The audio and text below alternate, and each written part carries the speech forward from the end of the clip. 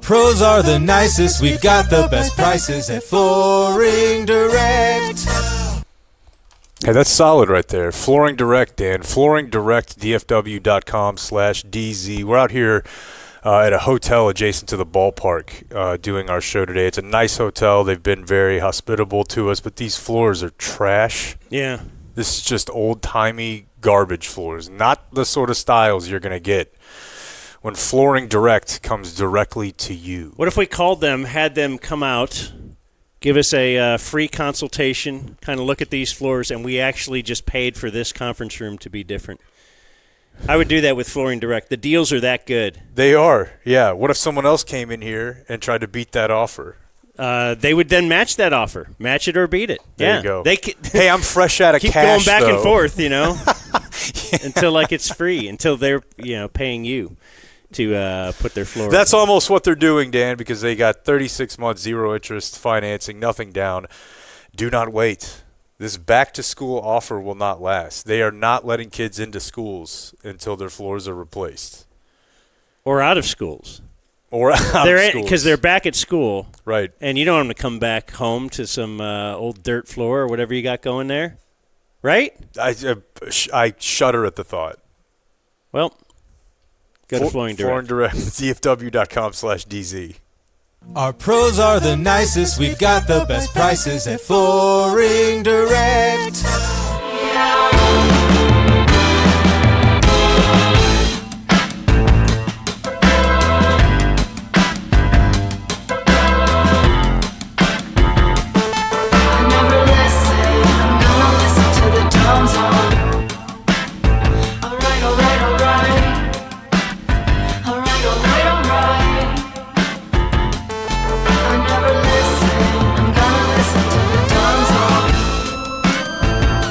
Hello, friends, and happy...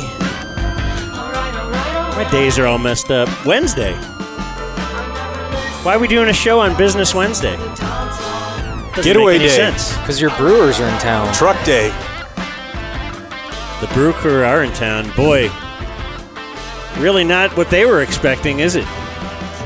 Little rascals. Get smacked in the face. Some Rangers fans are about to get lucky tonight. You don't want to mess with M. Hellman when he's hot. Find M. out. Hellman, new Ranger. Find out. It's very exciting. Had a conversation with the guy in the elevator on the way up because he saw my Ranger jersey. So he's like, hey, did they win last night? We're across the street from the ballpark. And luckily, I was well prepared for this show, and I said yes. What was the score? Like, this guy's now, I'm like, what else is he going to ask me? Am I going to have to tell him the player of the game and maybe give a rundown for Mr. Hat? Well, yeah. Why stop with sports? I gave him the score. Hey, what was in the birthday book? Dude, just get a phone. Leave me alone. He goes, yeah. Then he proceeded to tell me how he's from Charlotte, and now he's a Rangers fan, and they went to Game 1. Oh, the my first game. God. Yeah, I don't know how this happened to me. This is how they should let seniors execute themselves. Giving talk to me? Jersey gives talk to me. That's the problem. As cool as I think jerseys are, jerseys give talk to me. And the black undershirt, What is blue?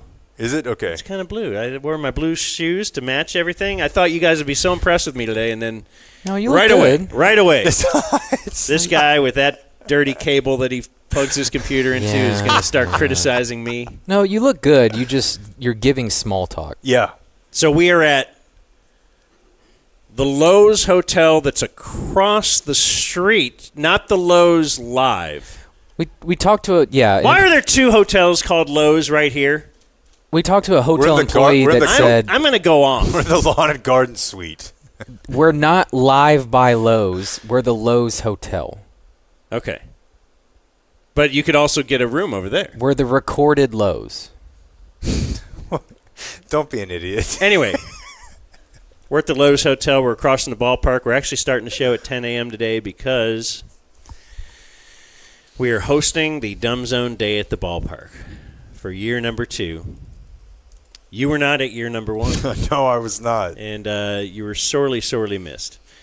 I don't even know that he wasn't there. Do you remember that? I had a great time. It was definitely one of the things that when I got out and I asked about, I'm like, man, it must have just been every other person asking you about it. Blake's like, no. Yeah, they were just happy. It's just kind of, I'm like, yeah, but, I didn't get the sports scores. The Rangers must have been really fighting for a playoff spot that was a hotly contested. No. I think they almost got no hit that day. Yeah, they did. Blue Jays? I don't remember. Yes. Well, that's what I remember of it. But anyway, that was year 2. This is year 2. That was year 1. And year 1, we didn't have any bit attached to it. So you have brought bit, suggestion at least. And I followed up.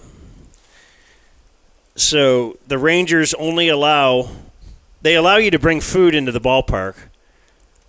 But because we live in a Big Brother world now that's got to be like in a clear plastic bag, and it's quart-sized, which is not as big as you think. I thought it would be bigger. Anyway, I brought a quart of food. I wanted to show you. Please here be it is. salmon. I mean, what do you think he got? Do you think he open it up here. has some popcorn shrimp in there? Of broccoli. course it's salmon. Yes, it is a salmon, broccoli, and rice. Salmon, broccoli, and rice stuffed into this quart bag. And you got you have your little heater?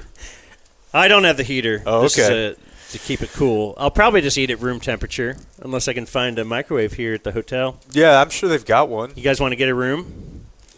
Do it real quick after the show? I have a crock pot in my car and a huge thing of soup. So we'll figure out maybe in the break, just at least so that You brought a bag of soup? Well, I brought several bags, and then I bought. You actually brought a crock pot? Yeah, Okay. and a huge vat of soup. But yeah, I figure we'll work that out in the break. I wanted Clayton and Blake to have lunch. No time for that garbage right now, though, because joining us, we have Rangers royalty. We have Dave Raymond and his rival, Jared Sandler. Yay, Wow, Dave. got the people going. Wow. Literally reading it off a list. They've got Dave Raymond. That's right. I had to make sure yeah. who it was. Yeah. Anyway, yeah, we all brought food to the ballpark. I brought this. Hopefully Is that we'll salmon? have. That is salmon and broccoli and rice. What else are you gonna eat for lunch? That Was that from pretty good. Eatsies? Yes. That was Chef Crafted. There you go. for the That's day. what I know. Yeah. So Do you know he's it's like 99.8% consistency with lunch items? It's the same. every day. This is Yeah, if there's lunch, I'm going to be eating salmon and broccoli and rice. every single day. Generally. okay. We're just trying to stay regular. I mean, I don't want to get too personal, but We got a time. We got a schedule worked out. We got our daily visitor. it's a 2:30 meeting. Dave Raymond, last time, I don't know if it was last time I saw you, but you had told me you're into the healthy eating a little bit too. I do like You the healthy showed eating. me a documentary. What was that? God, yeah. What was that? It was like just about not eating bad stuff, and I watched yeah. it, and it just frightened me to eat anything in the world. It wasn't the crazy? Brian Johnson guy who's trying to live to be 120 and measures No. him and his son's boners. Oh. well, yeah. there was a boner measurement. Really? In this one, yeah. Like they had some guys eating meat, and then they had other guys just going straight vegetarian, and then maybe there was a control group or something. And they did blood flow at night. I don't know if they measured the fully, Right. Presented. Where the blood Yeah. would flow. but yeah. Yeah. Right. But the bottom line is the blood flows a lot better, right? And literally overnight. So, in other words, you take your diet, whatever it is, and let's say tonight you just go, or today, all vegetarian and whatnot. You will, that evening, your blood cleans up that much. He's got like a little gleam in his eye. Are you vegetarian? I'm not. I did it for a while. Or you just tried to? I did it for a while. I got off the animal protein thing, right? Okay. And I will tell you, like they talk about that documentary was all about the inflammation, right? The breaking down the high protein and all that stuff, and it creates inflammation in the body. I have this saying on my side from a lot of golf, I think, but like the intercostals and whatnot, and they're always sore. Man, it was like gone within There you days. go. Yeah. Within days. It's back now because I eat all sorts of trash. Do you find it? Jake just decided to quit golf. That was Smart. the easier. Yeah. Keep eating what you eat. Do you find it offensive at all when someone you're like, hey, I eat healthy? Dan's like, boy, I was shocked to learn Dave Raymond eats healthy. Yeah, It's that's nice. not showing up on the outside at all. No, Dave Raymond just seems like a guy that wouldn't suggest that documentary to me. You know where Seems like he'd suggest some wackiness, some bits. Something on the. This was a very serious Nathan's documentary. hot dog eating contest You know why? history, or because I care about your health, and frankly, there's a small part of me kind of loves you. Okay, Small part. That is very sweet. I'm still confused about this boner thing. So, like the quicker it It's a delicate Gets He conversation. there. loves wieners. Well, yeah. So there's yeah. yeah. I'm No, Jewish. I think there's a guy, Brian Johnson. He's the guy who's trying to live forever. He's a tech billionaire. He's dumped a bunch of money into it, and his son is in the protocol too. He's reverse aging, and one of the things that they measure is your boner activity. I believe is what the scientists call it at night. To show, I guess, the younger, more virile you are, the more active. like while you're sleeping, you're Yeah. So at night, and I don't want to get into your business, but at night, Jared, you probably have, I don't know, I can't remember but like in the neighborhood of 20 erections over the course of the Are evening. you serious? Absolutely. That's in that Oh, man, documentary. that's amazing. It tells Yeah. you that. Oh, wow. There's Yeah. a you need have to make quite a sure few. someone else knows about Yeah, it that. says healthy would be 3 to 5 hours of episodes cumulatively per Yeah. night. Oh, Yeah, you actually have 2 to 3 nocturnal emissions every night. No one really knows that. Yeah, yeah, and 8 spiders somehow are involved that you consume. You had that amazing. myth growing up, right? What? Everybody eats like 8 spiders a year sleeping or something. I never Oh, heard that. I'd never heard that, but I could believe it. Yeah, I believe it was actually a fact created by someone to test whether or not people would believe anything, like a researcher. 50% of the people did. Me for 30 years. Yeah. I'm like, fuck spiders. That must be why I'm sick. So, do you guys love a nice 135 game? I do. Especially on the getaway. I always love them. Yeah. Any day. Throw them at me any day. Get me a day game. For a couple of reasons. Baseball's meant to be played in the day. That's right. That's the way God Yeah. invented it. Yeah. And it's not a terrible thing to have to go home and be with your family or have dinner, or go out on the road, go out and get dinner and watch this guy eat ice cream. I'm trying to see if there's a container big enough in here. Jared, a big eater? He's lactose intolerant. So he takes we go out to dinner. It's like, oh, I gotta take my pill. He's got a magic pill 3 pills. that Take 3. allows him to just circumvent this actual health issue, and then he will crush it. Dang. But then I won't have dairy for like 5 days. But like I can, and I'm not going to act like I go home, go to sleep, and it's just the smoothest night at all So times. disgusting. But I found out was it last spring?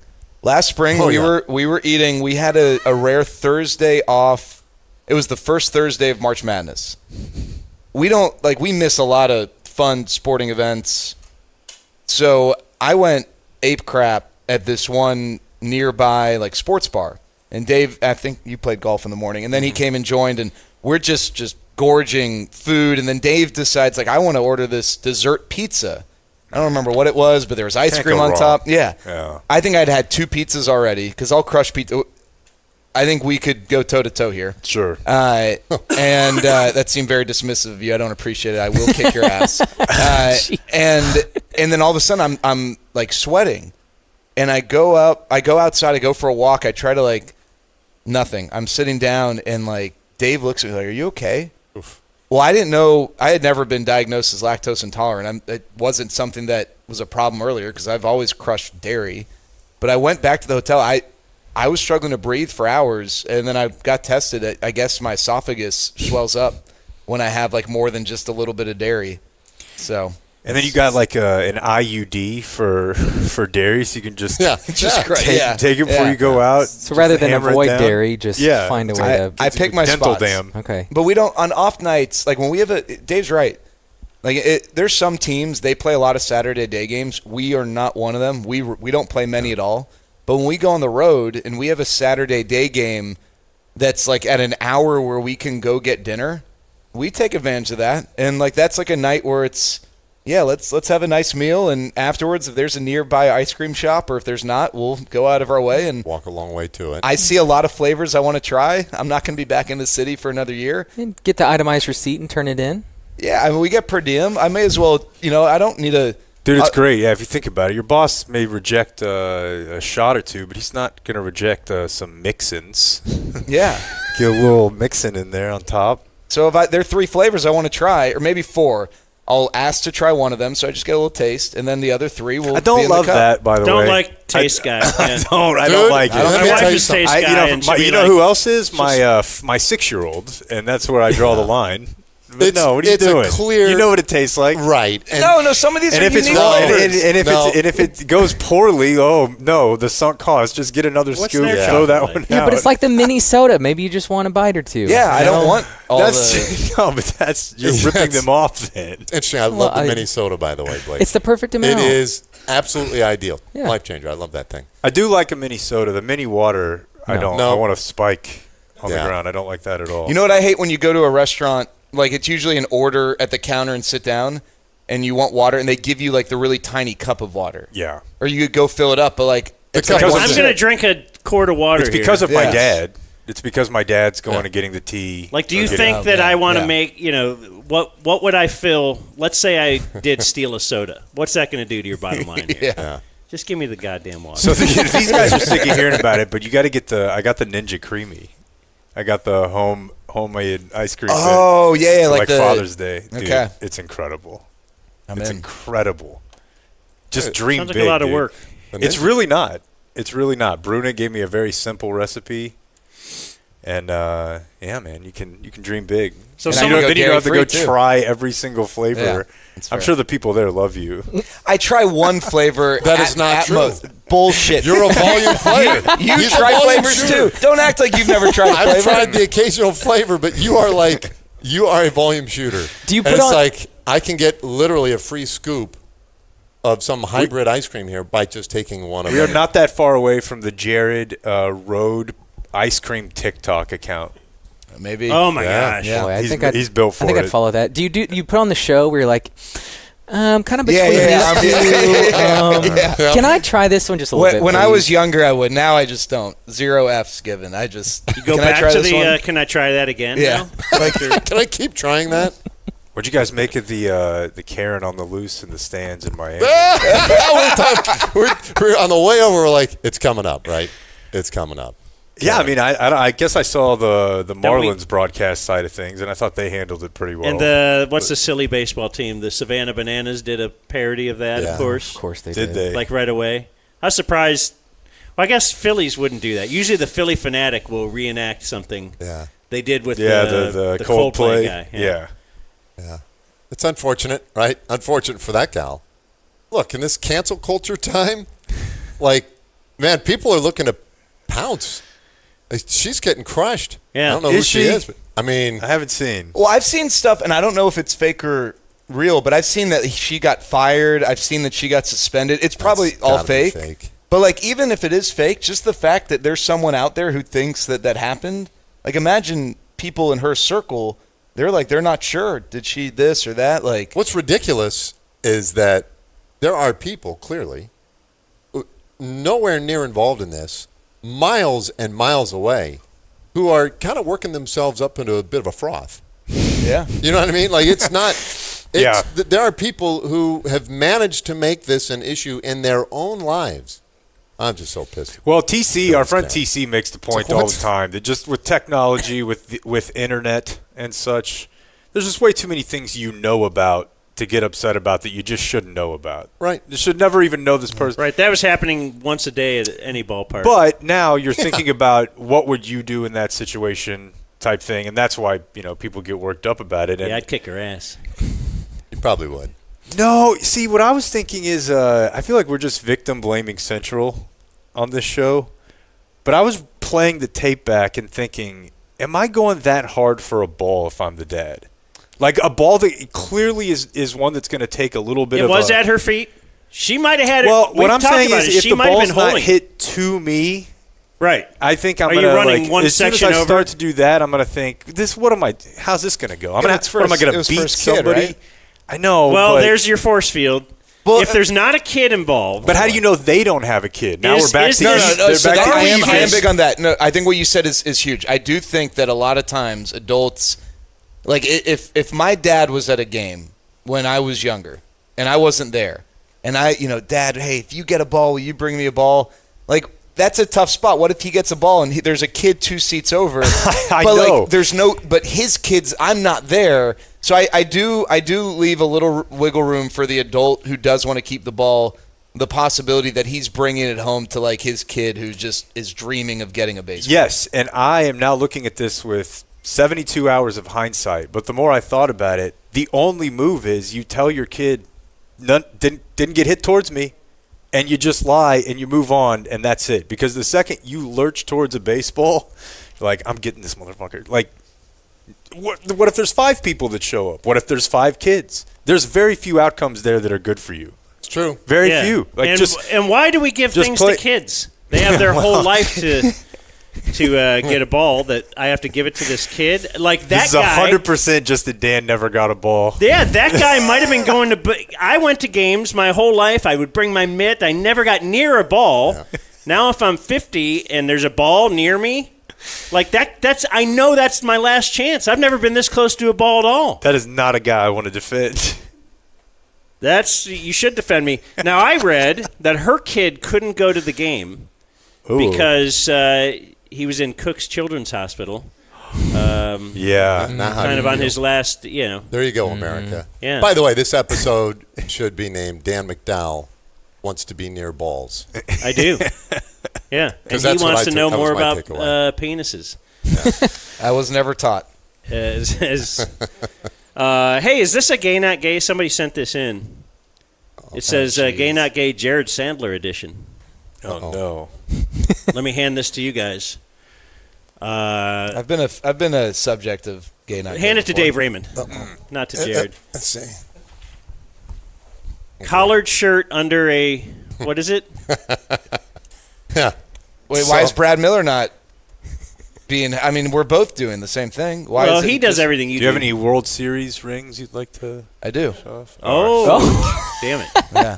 Forgot about that. Wow. Will Baker. You should include Brad Miller. Yeah. But that's a fair question. Is it okay jersey with jeans? Jersey tucked into jeans. No, you're not tucking anything really into jeans. Nothing? But Never? I wouldn't. Okay. But sports, there's a lot going on there, right? Like if what This shirts are was- those? The celebration. Well, this was after the floods, July 4th. huh? And these shirts Force field. these shirts were for the Lone Star Series, the 2 teams that combined to donate money, raise awareness. But you think they kind of clash from a fan? But anyway, I'm just standpoint? saying it's Thursday or it's Wednesday show, but we're doing our Thursday show anyway. It's viewer mail day, and I just wanted to bring that up. And My lawyer's speaking for me. well, yeah, no, I think he did a good job there on the force field. it is what it is, Will, but maybe some context. Hey, so what do you got? What's your schedule like now? I got to go, actually. I got to go. What's the I got- Bochy thing? Oh, Are you going? Coach is like 11, but I hate like MLB Network. Whoa. MLB Central from the Ballpark cam. It's been me and Lauren Shahadi. Yeah. Lucky you. And DeRosa and No, I don't care. Are you going to? Nelson De La Rosa? Okay. Mark. Oh, you guys Mark know who De La Rosa. Nelson De La Rosa is? I do. He was a friend of a Hall of Fame pitcher. It's Pedro's midget. Oh, really? Yeah, Wow. That's a pretty good obscure fact that you yeah. really committed to. And you got Jared. Oh, jeez. See, now I thought it was having fun. We joke about Jared? No, Yeah, it's fun. you do. I do. Dave, love Dave that. loves It's it. fun. It's fun to tease Jared. Yeah. It's like the team mascot. I'm always the butt of the joke. Did you have you guys seen his mariachi bit? Yes, That was great, right? yes. I really that you was and my that was you my and favorite. Elvis. Yeah. We're Was that fun? You know what's so fun is that he's like he made all this money. He could be too cool for all this stuff. He like is a kid just living his best life. I mean, yesterday we're watching the game and we're in the booth, and he's like going ape shit when Michael Hellman hits a home run, like to tie the game, just like any other big fan. I find that so refreshing. He could be, I remember. I mean, I've been to a couple World Series, whatever. Like my favorite compilation videos are when you see him and Beltre, messing with Beltre over the years. Just he's he is honestly the same person. He wants to have fun. He loves like the team aspect. He's walking along the concourse in a mariachi outfit amongst all these fans and just like loving it. He doesn't. I don't need a security. I don't need any of that stuff. I don't know. I find it so refreshing. He doesn't have to be that guy. He could be, I need security. I don't want to get bombarded by all these fans because they love him. He can't go anywhere in this ballpark and not get stopped within 5 feet. But he enjoys every part of it, and I think it's really cool. Yeah, it's fun to have fun, right? I mean, he just likes to have fun. But this show has slipped so far in the amount of time I've been here. It started with ape crap, and I thought we were on a nice, reputable show. Yeah. And then just a moment ago, he slips into ape shit. I know. I'm out. Yeah. It was a pleasure to see you guys as always. Good to see you, Dave. The great Dave Raymond. Thank you guys for having me. Now let's get to the real Jared show. Oh, do you want more of me? You don't want more of me. You want to hang? Yeah, you I can can hang hang out for a little bit. Stay here. Talk a little baseball. Sure. Want to promote Game Day Men's Health first, though. Do you know, Jared, that is Prostate Health Awareness Month? What is it? No, you're doing great. Anyway, they're offering free prostate screenings, cancer screenings at Game Day Men's Health all month long when you go there and mention the Dumb Zone. That's right. Prostate Cancer Awareness Month. Prostate That's the Cancer phrase Awareness that pays there. It's Prostate Cancer Awareness Month.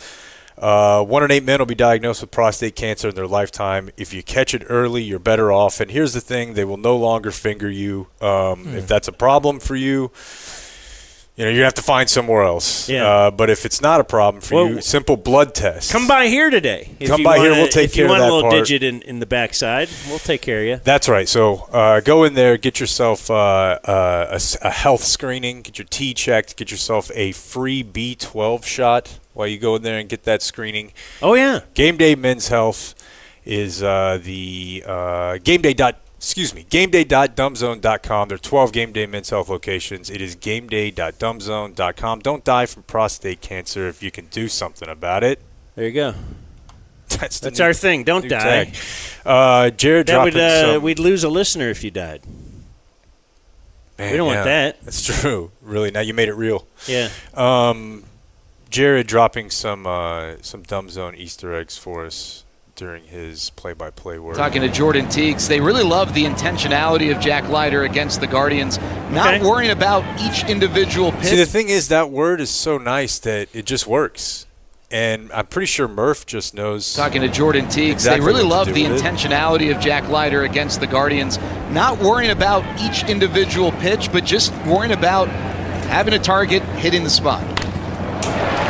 Just works. Towards the middle, Duran's just got flows. it. How about this one? Hey, David Murphy, like 2 minutes later, used the word intentionality as well. So nice. Yeah, dang it, that's I great. bailed too early. He probably loves it. He's like, fits like a glove. Yeah. The young guys making up this athletics lineup. What you expect from a team that's rebuilding, but don't be fooled by that. You kind of do a monthly business review, Murph, and this A's group has been on fire. Best record in baseball since July 24th. They're 21-10. So I think you might have done even another one or two of those monthly business reviews, but did not catch those. Like, you're just peppering them in? I threw it in a few times. You had a fun run. Really, I mean, I was going to say you had a fun run of just insane late-game stuff, but you could say that about, like, any 10-day stretch of the season. Yeah. Feels like. And one of them was last Friday night's game, an extra innings win. And there was a bit of copy here. We're gonna investigate a not listening. Proceeds for the players' favorite things benefit the Birthday Party Project, an organization that creates birthday parties for children who experience homelessness. This pitch misses down and in, and the count now at 3-1 here. What a cause! That's a really cool organization that makes sure that kids who experience homelessness get to celebrate their birthday and have fun doing it. Exactly. Right, the 3-1. That one's fouled back in our direction. It was Friday night, right? So I think probably what was happening was my head was kind of partially buried in the football game, NFL game that night. And I heard that, and I felt like I needed to make it seem like I was locked in. Pacheco rushing total or something. I don't know. But, because Jared is a Norm. He's a Norm intern. He's somewhat of a Norm protege. He does some serious voice here for this serious topic, right? And it's like, I just said that, so we're going to get right back to the count here. Who experience Oh, yes, homelessness. you got to go back. A benefit, the Birthday Party Project, an organization that creates birthday parties for children who experience homelessness. This pitch misses down and in, and the count now at 3-1 here to more. That's a really cool organization that makes sure that kids who experience homelessness get to celebrate their birthday and have fun doing it. Yep. All right, the 3-1. That I had to hammer that home. I had to have fun doing it. I mean, Matt didn't say that. I didn't make sure that they knew it was a fun party. Right. That is serious voice, Jared. Yeah. A game they would go on to win in 12 innings. Yeah, Astros have had 4 straight just let it go. extra innings without scoring a run, you know? That's right. Because they didn't score in the 10th last night. Sucked. 2.5 games back. We were having That's this insane. debate yesterday. I thought we were out. They're a game and a half back of Seattle, but they don't have the tiebreaker. Unless they get swept by Houston, they'll have the tiebreaker over Houston. If they get swept by Houston, it's a non-convo anyway. We kind of were they're a game further removed from Houston than Seattle. We both kind of think that Houston's the more attainable pursuit just because they play them 3 times. I kind of think Seattle already had their valley earlier this month. I think they're kind of on the up. I heard him saying something. It was probably the night of that game during that broadcast that it's maybe some Astros hate Rangers homerism, but if you just look at teams that bank wins when they're playing well. So there's a lot of teams that, like, you're going to play how you're going to play, but then that's going to produce you're going to win normally, let's say, 75% of the games if you swing like this, pitch like this. But if you win more of those, that's actually, that's a more important statistic throughout the year than one-run games that, like, randomly you really don't control. Yeah, and that's not Astros hate. That was credit to the Astros. But it also, like, inflates maybe what the team is later in the year because you bank wins during that time. So, I don't know. It seems like it's exactly what people thought at the start of the year, which is an even 3-way division. Yeah. It's kind of taken a weird route to get there. But, yeah, I mean, this is – I think a lot of people – if you ask 10 people, you'd have some people that say the Astros are the best team, some the Mariners, some the Rangers at the beginning of the year, and they're all separated by less than 3 games now. Should be fun. I don't know. Kind of smoke and mirrors, right? I mean, to some respect for all these teams, but like the Rangers, you look at the Rangers lineup, they got 2 guys with an OPS over 700, but they're finding ways to win games. It's kind of crazy. When they had all these all-stars, they weren't scoring runs. No, it's very weird. It's very weird. So maybe, like you're saying, Eovaldi maybe he was just a bad clubhouse guy? Cancer.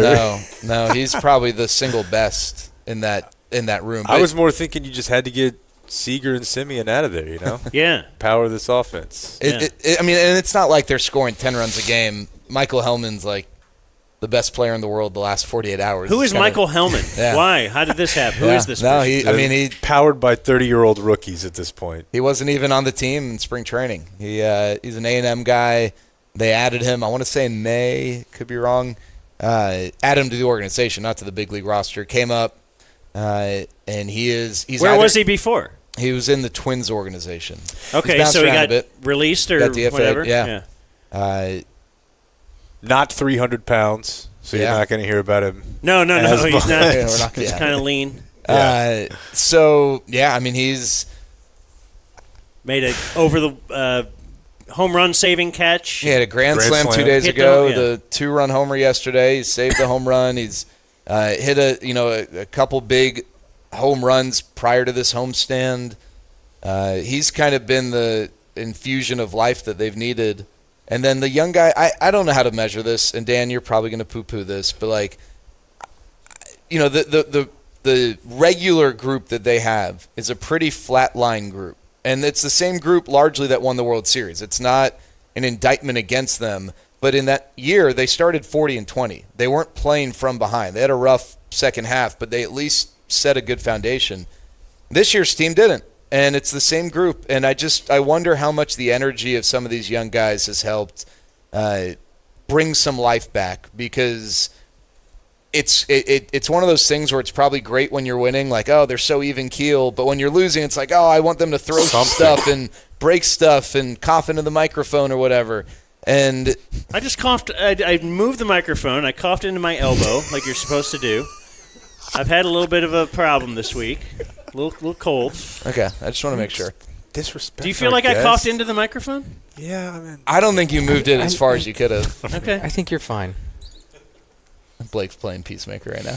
But yeah, I was Although listening. if I said I had a little cough this week and I did that, I think you would look at me weird. Me or Dan? Dan. You're sick? You're sick, Dan? No, I'm just coughing for no reason. Some people cough. I just wanted to interrupt you. You've never coughed when you haven't been sick? I feel like Osuna really brings the juice. You know that Kemp's been there, right? A lot of our guests are nice to us. His brother's Roberto Osuna. He's got some Kemp spin. What he got? do we got? It's not going to be a fun one. It doesn't sound like. Yeah, no. It's going to be a car that went like 140 miles an hour. No, not like that. But he was added. The Blue Jays cut ties to them. The Astros added him. It was somewhat controversial. Oh yeah, domestic violence. Yeah. But he's playing in Mexico now. That's not fun. No, you have to have that on your resume to play in Mexico. Well, I don't think it's good if you have to agree to a peace bond. What does that mean? Yeah, I don't even know what a peace bond That's is. an ESPN headline. That's what Dan and Jared need. Yeah, you need a need a peace bond.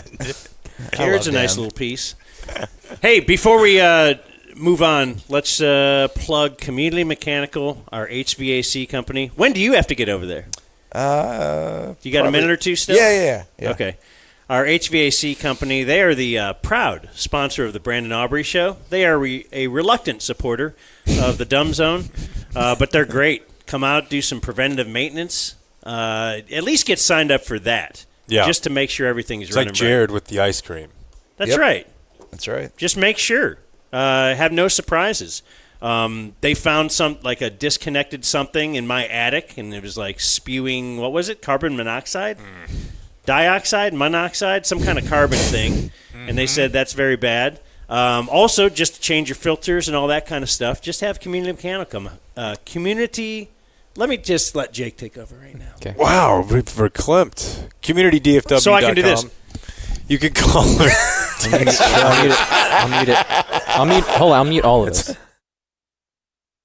469-667-7290. CommunityDFW.com. Get that preventative maintenance if your system goes out. Have them on call. 469-667-7290. Community Mechanical. I want to mention, talk a little football with Jared. Yeah. There you go. And, hey, great job in the pool first week. I saw you up there, 4th, 5th. The Monopoly thing? Yeah. Yeah, That's my favorite thing that we do. Do you do good in your little? I go big every year at the beginning. Yeah. And I either am out in 2 weeks or I am among the top players. And no, Who's your big it's the play? one with all the hockey players. Yeah. Yeah. We don't belong. Who did I go with? Jacksonville. Okay. Jacksonville. Good first play. We're in Jacksonville. Yeah. No. What stood out to you? I was just wondering. I wanted to get a little Arch Manning talk going with Jake. See what he thought about that. Did you watch that game, Jared? I watched the first one. I didn't get to watch much of their cakewalk last week, but I did see the thing. Did we get any clarity on the wincing? Is that a legitimate thing? What did Sark say? Oh, Sark dismissed it summarily, but I'll tell you, the Vegas isn't dismissing it. Sark is very testy press conference guy. Yeah, he's an interesting one. He's a addict, right? Like, so he's in recovery and all that. Uh-huh. But and I'm not saying you can't still be like fiery and whatnot. You certainly can, but I don't know, man. He just seems like on the edge of breakdown at all times to me. Like, and that's not like normally how somebody who's healthily living in. Maybe he just needs to be on the edge as his thing. But he just constantly that I'm about to explode. Like, don't look at me, dude. Yeah. I mean, you can definitely get by as a college coach like that, but it's weird. It's very weird, given his history. Like, for example, Mike McDaniels, kind of tracks as a guy who's in recovery, you know? You're not that surprised to learn that guy's a meditate and process, and I do things this way. Okay, yeah. Like, everything is this way. And so, I don't know. It's a bit weird, but, you know, he's a college coach, so he can certainly get away with it. I don't know what to think of it. I don't know. I feel like I've ridden the public wave on Arch. Like when you first found out who he was and you saw the competition he was playing against in high school, obviously you're like, he's gonna have to do something else before everybody can believe in him. But then he really didn't. What do you mean? The competition was very weak? It was horrible. It looked like a 2A Texas high school. But then you go to these like that doesn't seem to matter as much as it did 20 years ago, even 10 years. Like you go to these camps all year long, and he's out there just spinning it. You know, it's hard to be wrong about a guy like that. So I think in 5 years he'll probably be an MVP candidate. The road on the way there will be interesting, though. Yeah, I mean, it was game one, but he's also been around for quite a bit. It wasn't game one. He looked awful. He looked really bad. It was awful. It was the lowest. I think I read it was the lowest target rate, like on target rate by a Texas quarterback in over a decade. But like the fact that they still hung with Ohio State to some degree, I just that defense is really, really good, and they're going to give him a runway, I think, to lean into things and grow. OU had a big win against Michigan, but that to me seems a little fraudulent. I mean, Michigan's ass, and I mean, I just don't think OU can't really run the ball, and I don't think that John Mateer is going to be able to take hits like that all season long and still be able to be a functioning quarterback. And so, like when OU plays Texas, I don't know that Texas walks over them like they've done the last couple years, but to me, I think that Texas defense is still. That's a game-changing defense. They're so good at all three levels, and I think that's going to give Arch some time to figure things out. Though the other thing, too, I don't think Texas's receivers are that good. I think, like, Ryan Wingo's a guy who, like, has the chance to be really good, but I haven't seen him put it together consistently. I just think from, like, a pass-catching standpoint, they're a little uneasy for me. What did you say? What did you mean when you said that Vegas is reacting to the Arch injury? Just like some line-related things. I was talking to someone about Texas lines, like in subsequent games. Okay, not this week. Not necessarily. Yeah. Well, a couple-point swing from what it might have been. Okay. With a 40-plus point spread. That's tough. Yeah, that's tough to evaluate against the. Maybe they're like season-long type totals. Okay, that's interesting. I don't even know who their backup is. Gosh, I don't either. How do you feel about Lincoln Riley? Who, Texas? Didn't they bring in that Troy kid or something? It was really That's weird. one of them. Okay. They have a grad transfer, you're right, but I don't know. As your USC guy. Yeah, I mean, I don't know. Is he Deuce balling? Yeah. I mean, I'm a Deuce Robinson fan because of you guys. It's not like USC doesn't have plenty. No, but I don't know. They've played two awful teams. They for the first time in forever, they actually have a legitimate recruiting class. But they're going to be, I mean, I don't know. They should be undefeated, and then they play Michigan. What does that mean? The first time they've had haven't. USC's recruit, like especially in the NIL era, they've not done that well.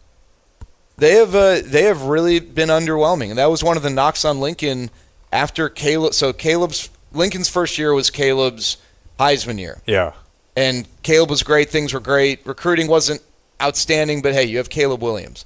Next year, Caleb not as good because the team around him. I mean, he had no line. And the recruiting was kind of poor. And then under Clay Helton, the recruiting was ass. No one wanted to go play for that guy. And so USC's fine, but they're going to go. They'll play Michigan. They'll probably lose to them. Then they'll lose to Notre Dame. And then they'll kind of be back on track being a 4 or 5 loss team. I'm just trying to look for where the excuse for Lincoln Riley is here, and it sounds like we're already hearing it, right? Like, no, we just don't spend enough money at NIL. Well, no, I'm not. I'm not saying you, I'm not but he's not going to say, boy, this was the biggest effing failure of all time on my behalf. The like, biggest he's gonna come homer, up with something. the biggest USC homer, like if there, or the biggest Lincoln Riley homer would say that USC has not, I mean, especially being in the Big Ten, dollar for dollar, they have not spent the way that they need to spend if they want to compete with the big dogs. Didn't he get one of those contracts with, like, his family can use the private jet 4 times a year? There are a lot of, I don't know what was true, true, but yeah. But that was definitely out there. Something about a house allowance and, selling the house in Norman and buying the house in L.A. and plane travel. I don't remember what was and wasn't true. I wonder if they need to put in NIL spending in the coaches' contracts. Oh, that's already happening, I'm pretty sure. Yeah, I bet it is. Yeah, because somebody didn't some dude from Iowa like have to give back some of his money to keep his job? I don't know. I'm pretty sure there's coaches who have said that it's like, yeah, we'll spend the money if it comes from your salary. You might be familiar with that. Yeah, no, I'm very familiar with that negotiating tactic. You are a Norm intern, man. Like, remember some of the Norm interns, we would just be able to quiz them about any sport, and they were so deep. This guy has his main job is knowing everything about Major League Baseball. Just the American League. Oh, that's right. Right, Blake? That's our fight. Yeah. Boy, he does fight with a lot of people, doesn't he? All of us. I'm feisty. It's an early. My record's clean today. Yeah. I rarely ever fight with Jake. Fighting with Dave Rain. That's right. You and Jake are little buddies. Why don't you marry him? All right, well. You were in the middle of a thought, I feel Was like. I? What were we talking about? I don't know. He was saying about a Norm intern. It's not that. Oh, yeah. important. He knows everything. No, he's like in depth in college football. He's like knows 3 deep, on different teams. He's knows everything about Major League Baseball, and he is so. I like ice cream. He does like ice cream, but so deeply involved in making some picks and looking at the lines for the NFL weekend as well. I met someone the other day who knew Norm when he was broadcasting for the Sidekicks and said that Norm would constantly ask for information so he knew what bet to make for that night's Sidekicks game. Yeah, I mean. It's the most Norm thing ever. Of course. Yeah, he would make calls to friends in Chicago. And yeah. A little birdie told me that, his brain exploded when, like, the internet. Seriously. He used to have friends send him papers. Yeah, like be on the newspapers. phone early in the morning. That's mail. Part of the reason. Or have people print out the entire internet, country. Yeah. No, Jared should be like a general manager. Of what? Who would hire me to do that? I mean, obviously not now, but I'm just saying the way that his brain is, like, you could totally see it. And he's like, you can tell he could bullshit the media and stuff, do the kids who experience homelessness voice. Like, he can handle the. That's right. He could totally pretending that he cares about kids that are homeless. And I do. I have snacks in my car that I get. The charity is just a long just to kids, play. Just the homeless kids. Definitely, but like I typically see adults. But yeah, get a little like they get thrown back at me sometimes. But like I'm not going to give you money. What do you? So okay, like explain little, this. Like bars, like Chewy Cliff bars bar or type Cliff thing. bar. Yeah, like granola those things. bar. Yeah. You will toss a granola bar. I won't toss it and say fetch. I will roll down my window and I will hand spin it. on it? Yeah. And do they look at you with like, what in the hell? Some are appreciative. Some want money to go spend on whatever. What would Angela do if you hand him a granola bar? God. Ask me if I had any more of them. Ask if you had any Grey Poupon or something. Like. Yeah. Do I have a Torchy's gift card? Yeah. But it's a real test. Like, do you really need food? Because if you do, I'm giving you food. Yeah, it's a good bit.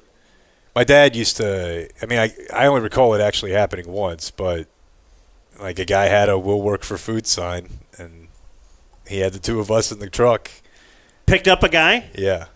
And then what? Because we were What going. do you expect him to do? We were driving actually Organize to his the closet? UPS hub. No, like a few minutes into the ride, my mom was heated, bro. She wasn't there. No, but okay, she found out pretty quickly. Because you told her. Yeah, dude, but just now that I think back on it, just some junkie. Picking up a homeless guy. So did he But he just wanted to call the bluff. That's all he wanted to do. Was he doing it just to show you guys? I don't know. I feel like he was doing it just to call the bluff. Be like, oh, come down and work then. Like him. Well, you notice he's not giving the guy like something they definitely want.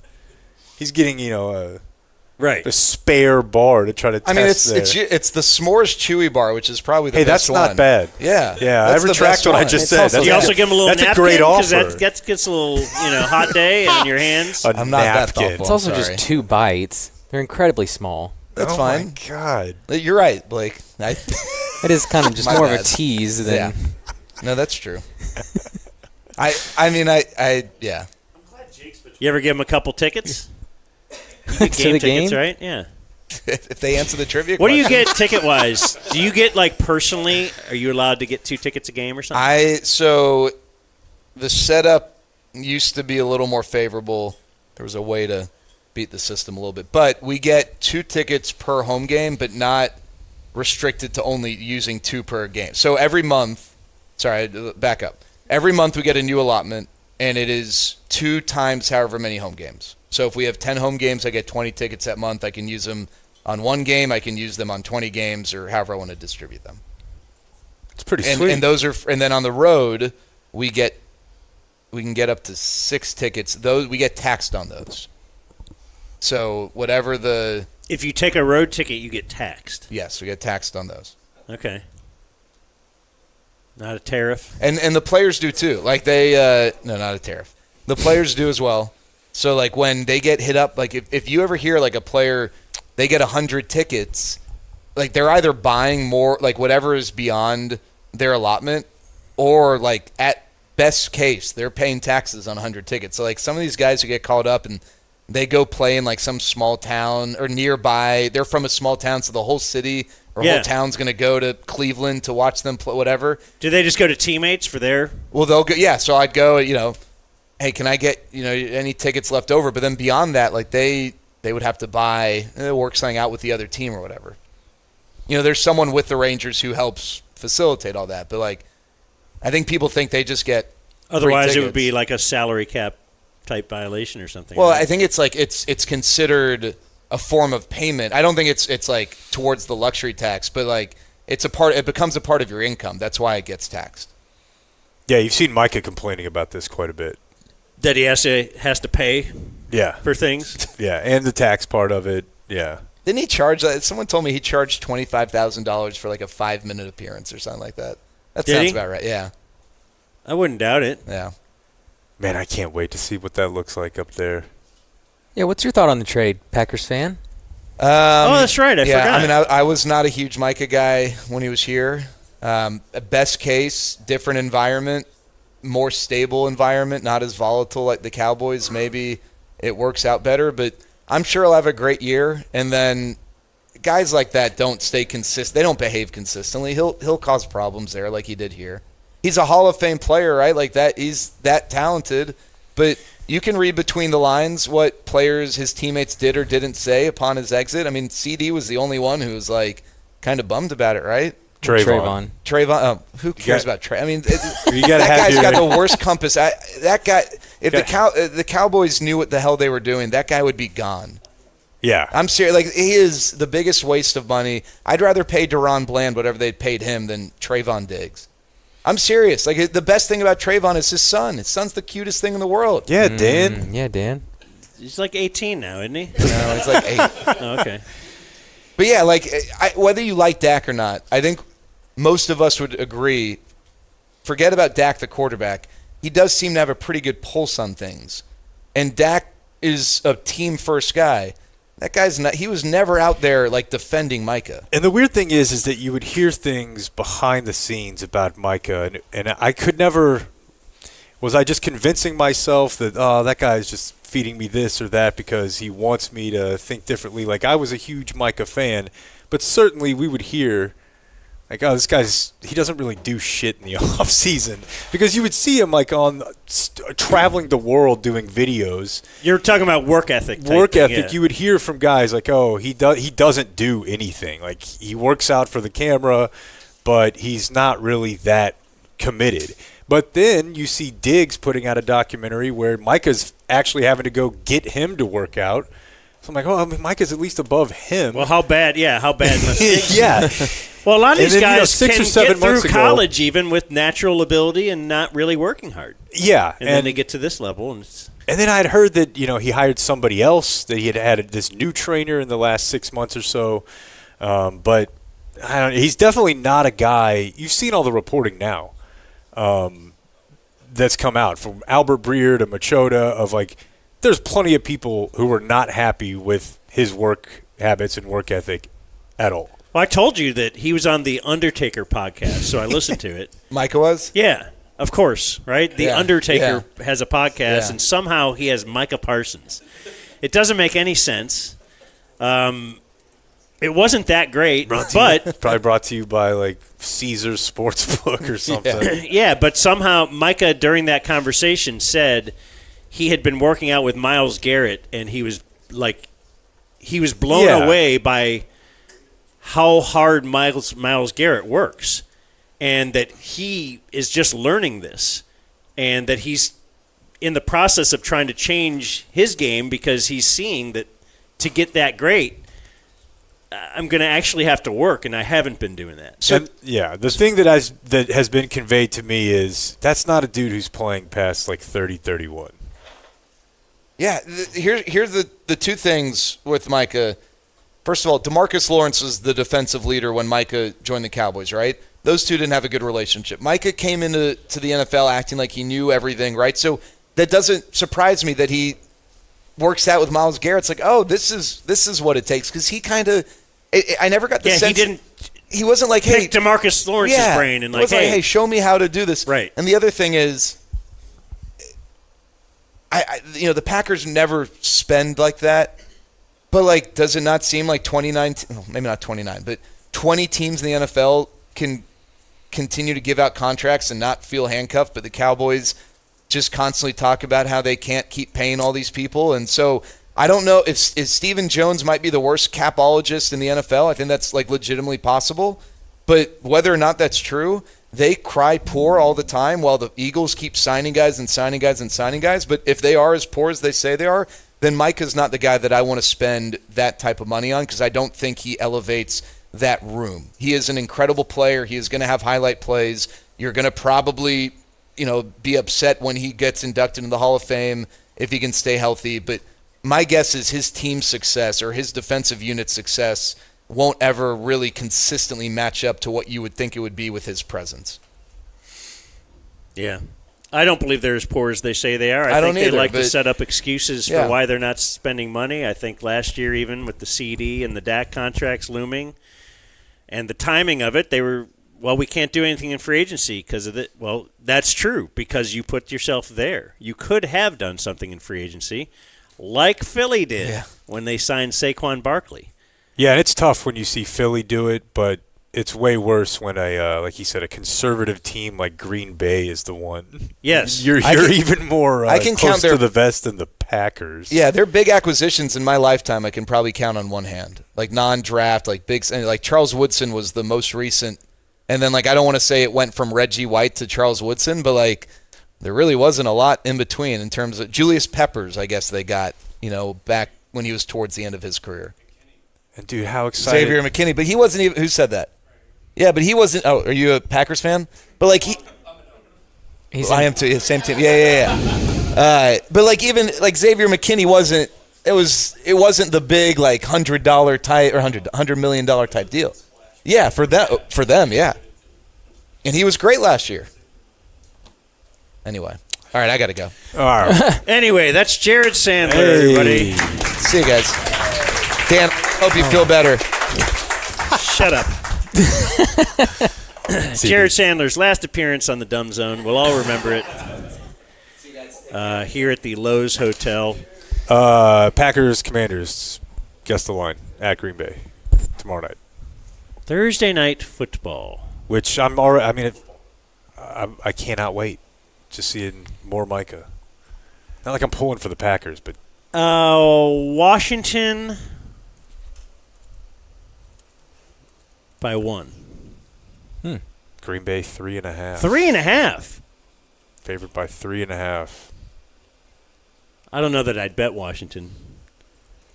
But I don't know that I'd go 3.5 either. I guess that's why Vegas is pretty good at what they do. Yeah. They put you in that little spot. Window Nation is what we will mention right here before we move forward, because that is a fine sponsor. A proud sponsor, maybe? They haven't actually told me that. I said maybe. Yeah, they haven't told me that. They haven't told us anything other than you can put 0 down, make 0 payments, and pay 0 interest for 2 years when you replace your windows. Wait, you don't even make a payment? No payments. So you don't pay any money for 2 years, and you're going to have new windows in your house? That's correct. Unbelievable. How are they still in business? Oh, they also got a different deal, too. What is it? You researched that. Okay. I do know that if you replace all your windows, you get a Cowboys jersey and a chance to win a pair of home game tickets. The contact info for Window Nation is 866-90-NATION. Visit windownation.com. Buy 2 windows, you get 2 free. That's the thing I researched. Yeah, and if you only need 2 of them, you just have 2. And yeah, you got can 2 take extra them windows. to Carry take them around on vacation. And maybe you find yourself in like a room like this, and you're like, oh, I don't need to somebody have a put the window over there, and you can see outside. And everyone will be like, where did you get those? And you'll say, Window Nation, and I haven't even paid for them yet. At windownation.com. Sale ends September 30th. It does. So schedule a fast, free estimate now. Freshen up your home. How do you schedule that estimate, Jake? Did we say that? windownation.com or 866-90-NATION. Get that estimate. There you go. Shall we continue with a little sports? Like, do you want to hear some shoddy, or sure. Do you want to do viewer mail? What's your thought here? We're 1 hour into this program. Let's do a little bit of Schaudio. We are your pregame show for Rangers, Brewers. Something's got to give. This could be a World Series preview. It could be. Why would you laugh? I wasn't the only one laughing in here. Okay. It's obviously way, way more likely that a team with a gazillion wins like Milwaukee is in the World Series, but it seems that in my lifetime, the team with 104 wins not making the World Series is almost as likely as when the team with 87 or 88 does. You know? Because it's not fair. No, it's baseball. That's why the Rangers still have a chance. Could have another beautiful parade. Remember how fun that was? It's really interesting to consider what they have learned, what they think they've learned. Like, how would it be different? Because it can't be the same. It cannot be the exact. Why not? Come on, man. That's where Jared Sandler learned to throw candy at homeless people. That crazy, shitty parade. I thought it was great. We had a guy hanging from the traffic light. And that was good, but we needed a lot more of that. Did we have that guy on the show? We did. Yeah. Pole guy? Pole guy. Yeah. All right, so Schaudio was talking. I actually have 2 press conferences slightly cut up. He didn't have a ton after the game. I got a couple of cuts from that, but he was talking about, as we're looking ahead to this weekend's games. And did he ask himself questions after you asked him questions? He did. There's got to be consistency, and I will speak to a guy like Tyler Booker. He's not been perfect. He didn't play perfect, but Tyler Booker has been very, very consistent. You know each and every day what you're going to get from Tyler Booker, and I think some of the young guys that were inactive, we've had those hard conversations with them. They understand where they need to go, and I have no question that they will respond to that. Will that be this week? I don't know. We'll see. I like that, Ender. When practice ends today, I hope there's a handful of our veterans, there normally is, that stay out there with a young guy or two to lean into them. Not just because we want you guys to see it on camera. It's because it's going to help us. Is it going to help us this week? I don't know. I don't know. I find this interesting, too. Just something he said in there. Is this a slip? When he says... We want you guys to see it on... Oh, wait. Not just because we want you guys to see it on camera. It's because it's going to help us. Is it going to help us this week? I don't know.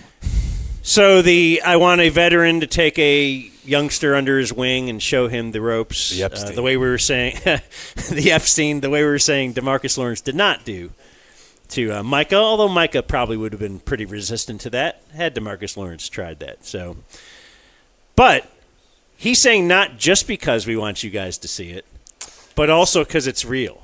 So like, so I'm guessing here there are some things that are done performatively. Like, we want to make sure that we look like a tight-knit group, so let's kind of walk out talking and stuff. You don't think he says that to the team, do you? Kind of the when Jimmy Johnson says, when Jerry first wanted cameras in the draft room, that he actually said to him, hey, before you make a pick, will you lean over and just talk to me?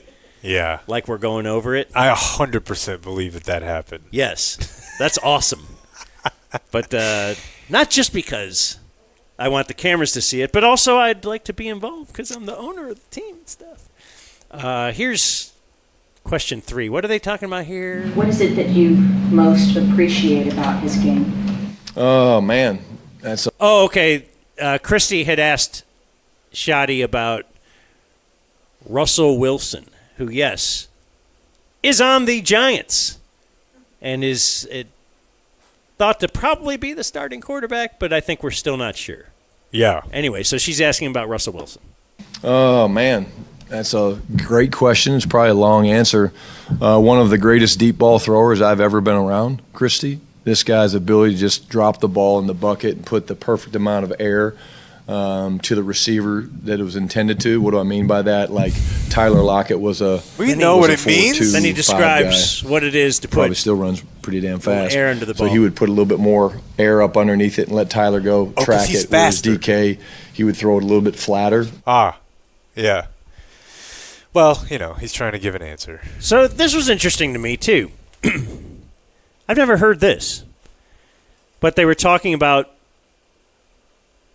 I think the genesis of this was George Pickens, only 4 targets, and we're all going to be on George Pickens alert, for if he doesn't get what he needs, all this kind of, he's in a contract year, the whole thing. Oh, yeah, could be a big phase of a tornado. That you Which don't is- even know, or which is not even true. Okay, so What is the conversation like, entering this week, new player like him, contract year, wide receiver where they kind of have to ask for the ball? What's that like, you, the play caller, going to a receiver like that and talking after a week where it's only that kind of number? Well, it's funny, and I didn't have it with George. I should have probably had it with George, but I showed CD before the game all of his targets. So on the back of your call sheet, you've got to get the ball to certain people. And it was like this. Okay, CD, look at all your targets. And then literally George's was right below him. I was like, okay, then look at all of George's targets. So it's like, obviously the way we're designing the game plan is to feature your playmakers. do you understand what he means there?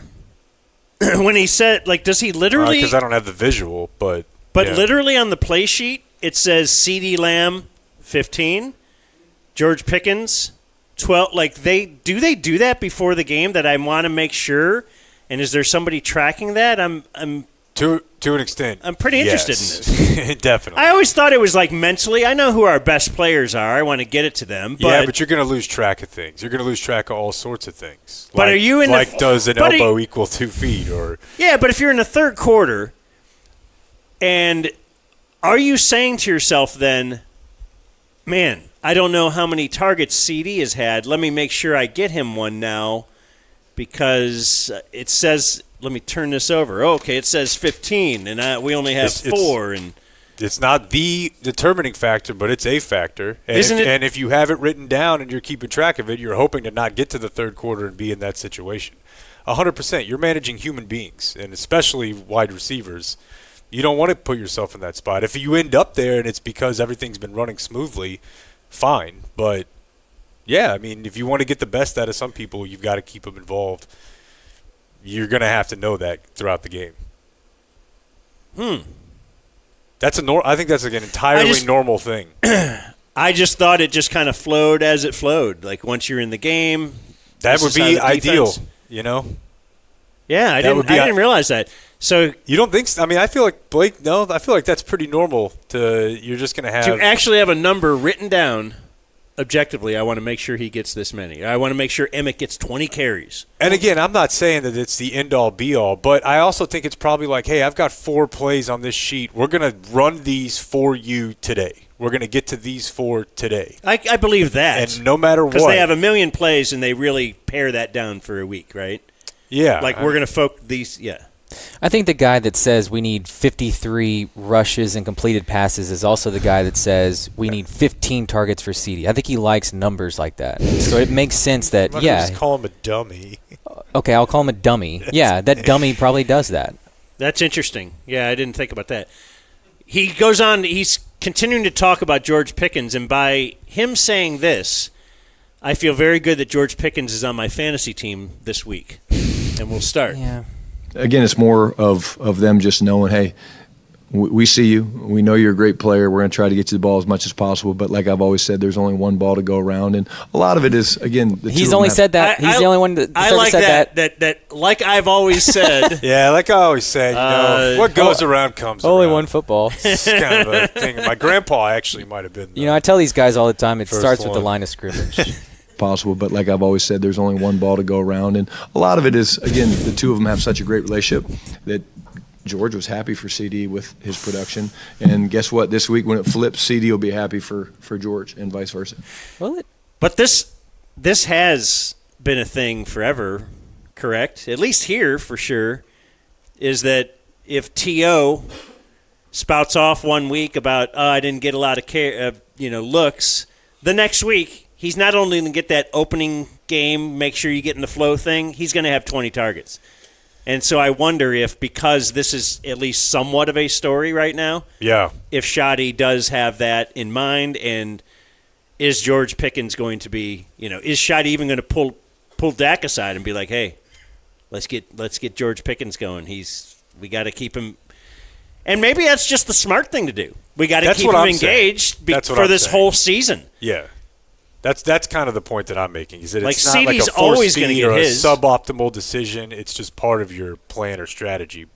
Also, I know Blake somewhat, I think, correctly thinks that last year we in the quote media actually got Dak hurt because it was the week that we were all complaining that he couldn't run anymore and he looked dead when he tried to get outside of the pocket. That week was the week he took off against Atlanta.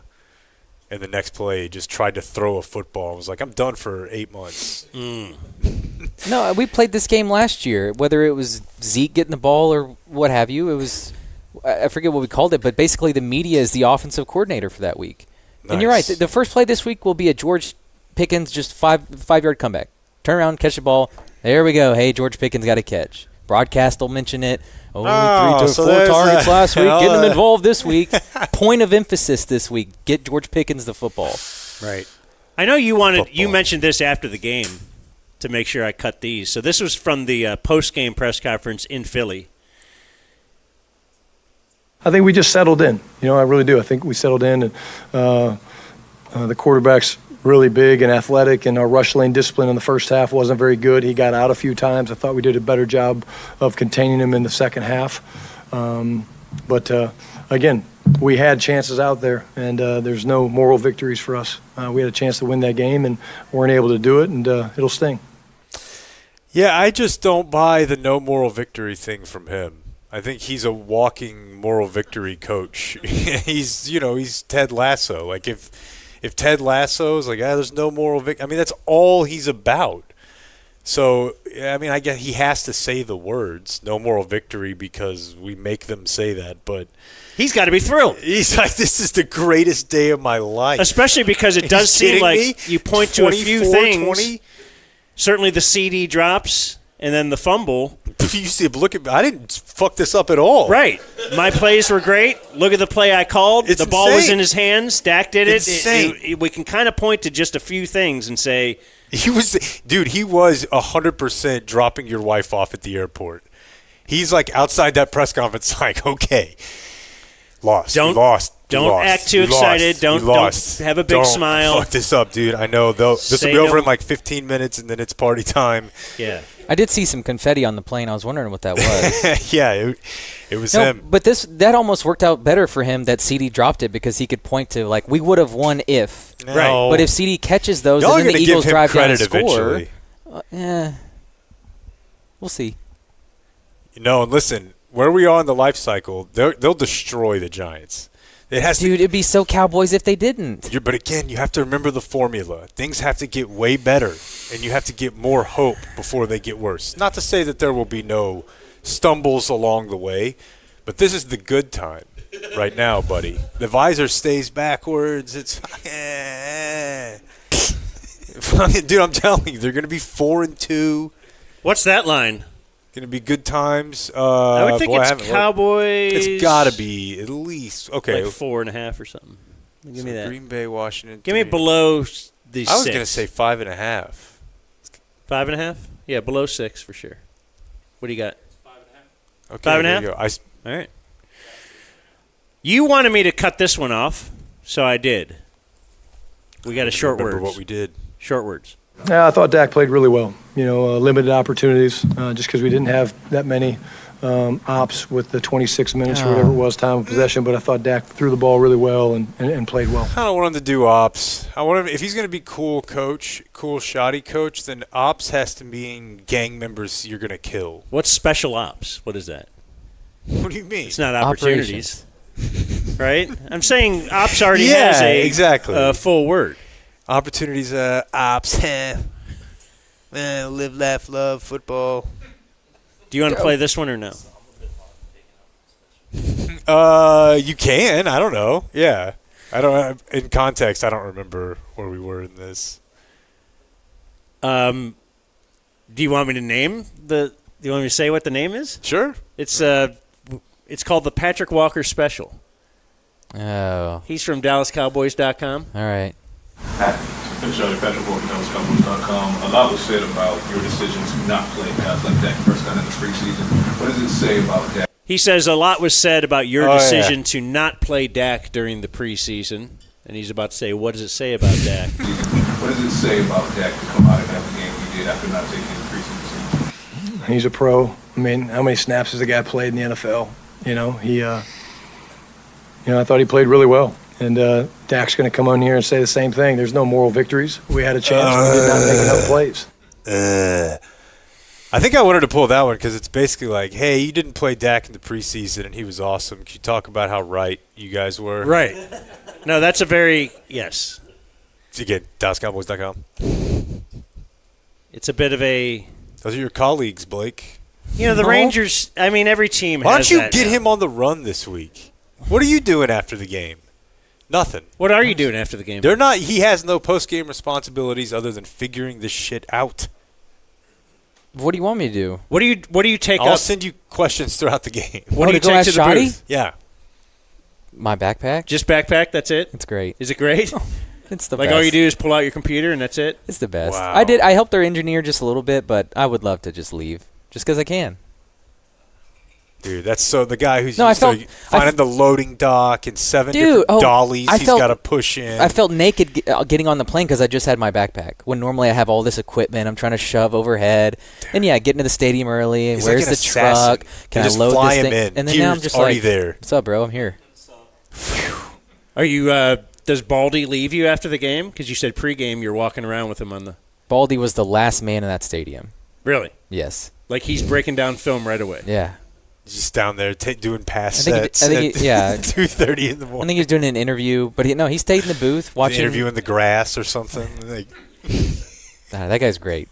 Is he on our show tomorrow? And he'll be on the show tomorrow. Yes. You picking him up? Yes. Yeah, you're gonna pick. What's your duty for this weekend? I got to pick up Burline this week. Wow, fantastic. Sunday? So, Uberline. Yeah. What time you got to be there? I don't know. What am I supposed to? Hey, Steve. Yeah, is it a noon game? Yeah. Yeah, it's a noon game, so it'll be early. What do you mean, hey, Steve? Hi, Steve. My name's I'm Get your ride for today. With his career. So how long you been doing this? Yeah, I've done games for a while. I used to work for TCU. What was that? I don't know. Yeah. Can you do your What was set it like from, playing for the Cowboys? From okay. You into stand-up? Yeah. Laughs with Legends set? I don't know what I'm supposed to talk to him about. Dude, I don't think do? you are going to be doing any talking. He's going to be destroying. Just working on his set? Yeah. You leave it to Burline. Okay. So it's Burline and Ted Emmerich? Yeah. This weekend? Yep. And they wouldn't even dream of asking Ted to pick him up. That'd be so demeaning to him. Yeah. No, I'm the new guy. I got to do this. So, whatever. You'd think the NFL, they got a lot of money, It's not the NFL, though. It's like Westwood One. What is it? Compass Media Networks. Okay. We take a break? Sure, man. Let's do it. I just got to pee really bad. It's really all it is. I'm just going to be honest.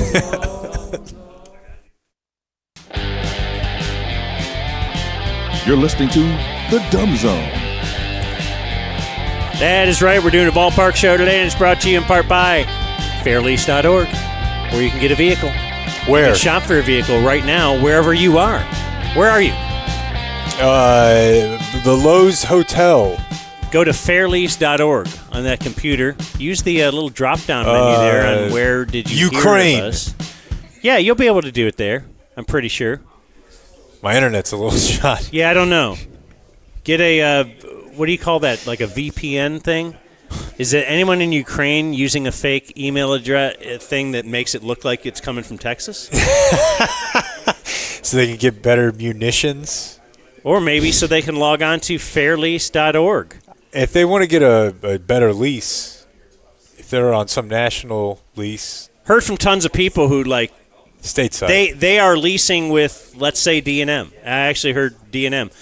And that the Fair Lease terms were a lot better, and Fair Lease will actually buy you out of your current lease and help you get into a brand new vehicle with fairlease.org. It's crazy. It is.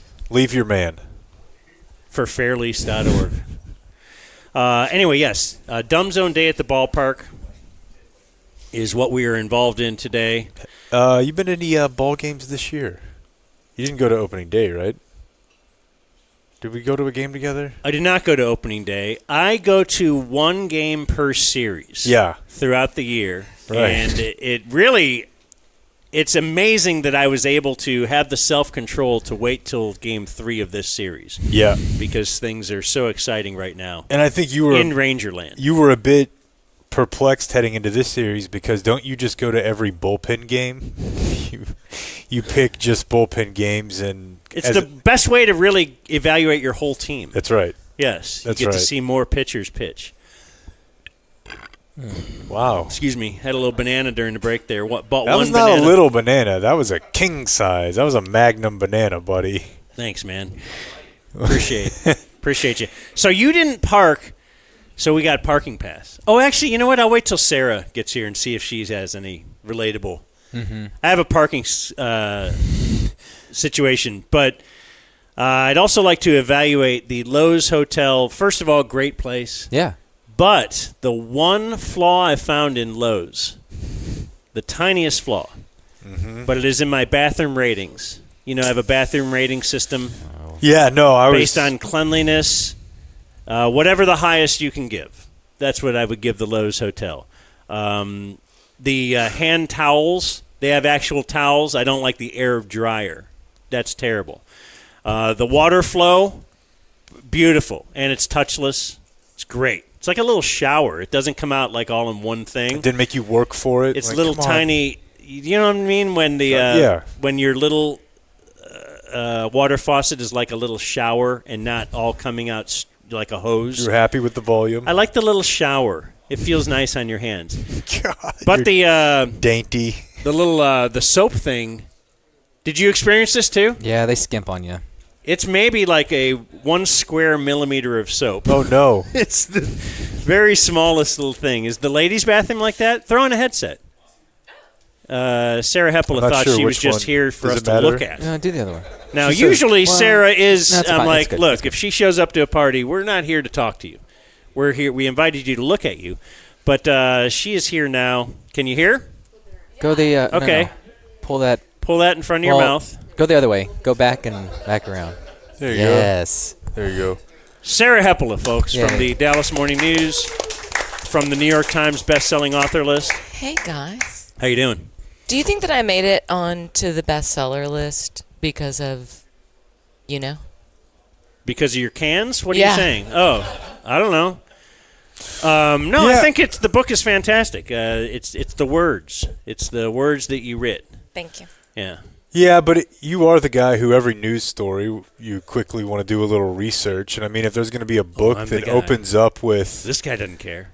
that opens up with like a sex scene, you're quickly Googling that. The sex scene was a very big help. But she knows how to capture an audience. Right, but if you knows how followed to get you up, there you could have lost interest if it was, Like, how did she get to this point? where Sure. she was a dude's laying on top of her. I need to know. No, it's the other way around. Could I be Dan. that dude? What? Dan. You're on top of a dude. Thank you. Okay, you passed out on a dude. I didn't pass out.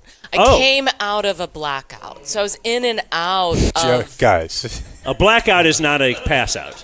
A Right. blackout is like you're actually doing stuff like sex. Exactly, but you can't remember it. And then you never remember it. Like sex. Pull that Yeah. pull that cable. It's like pulling your microphone down. That's what it is. Yeah. Yes. There How about you that? go. How about that? Okay, how was your Like- bathroom soap situation in the ladies' bathroom? Or do you not wash your hands when you leave? It was, Ours was very tiny.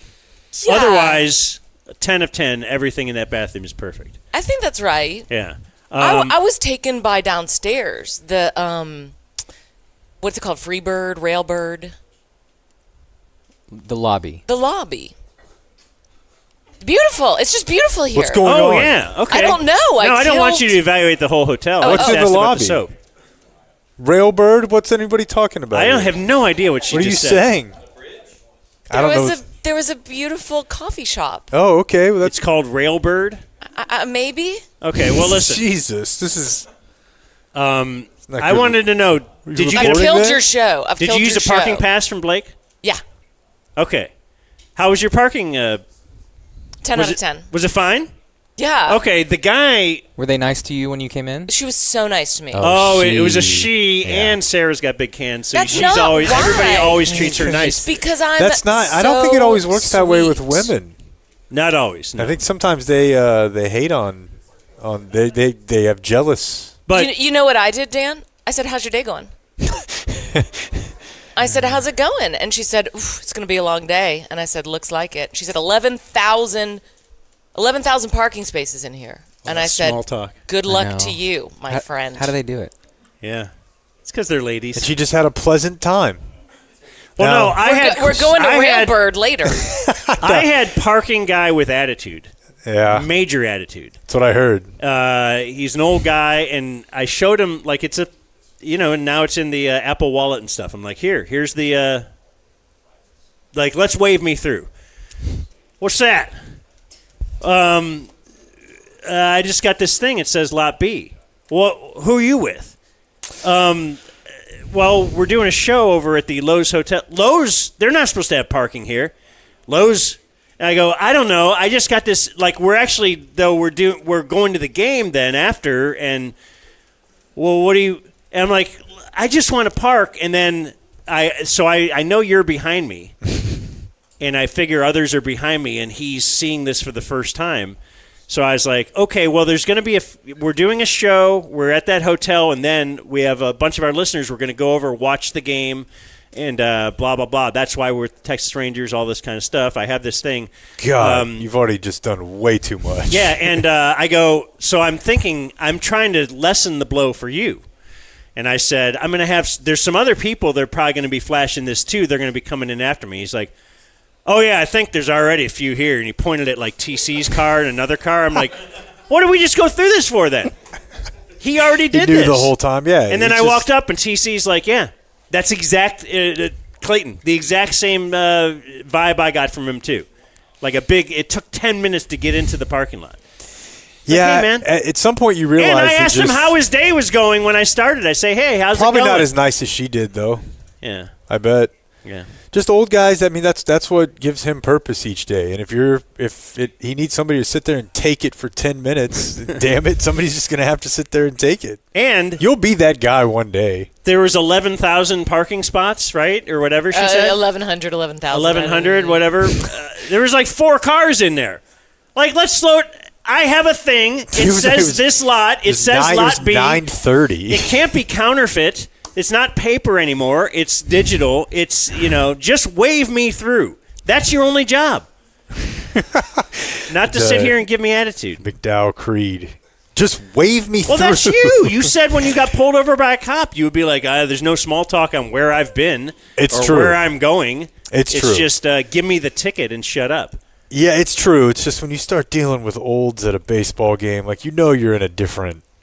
Yeah. You're on a different timeline. There's the dying one. So before we get going, Sarah, can I ask about your 7-Eleven Romeo? Oh yeah, I don't think she ever Ghosted. Really? Never again. Have not heard a word. Okay, well, I'm sorry to bring it up. How's Angelo? Angelo.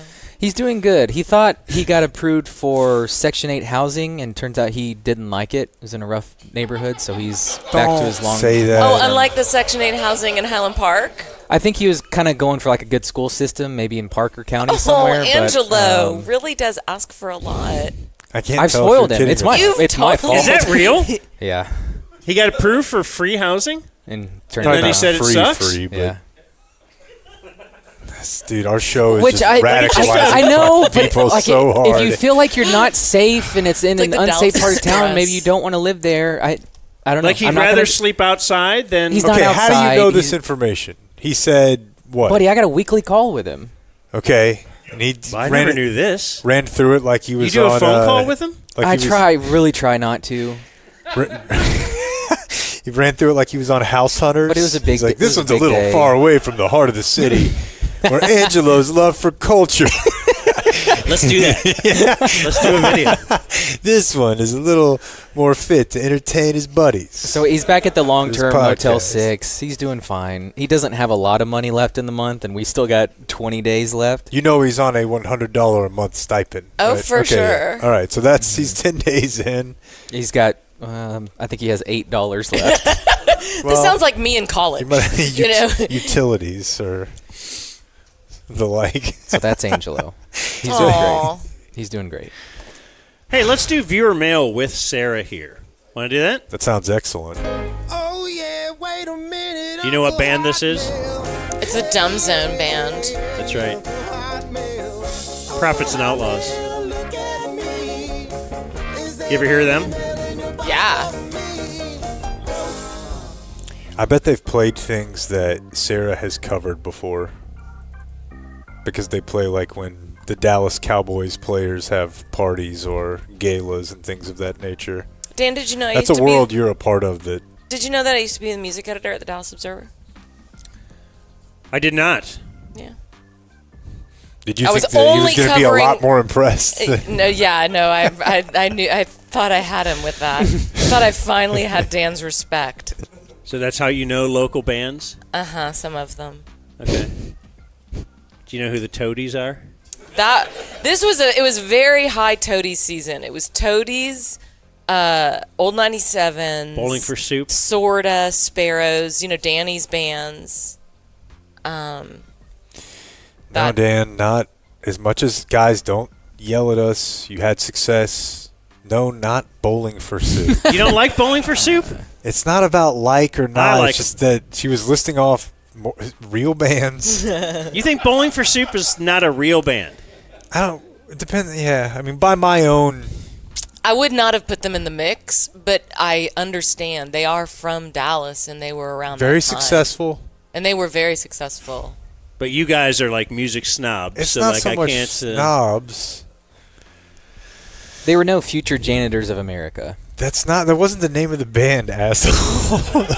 What was your band name? That one might have been 5 Minute Stranger.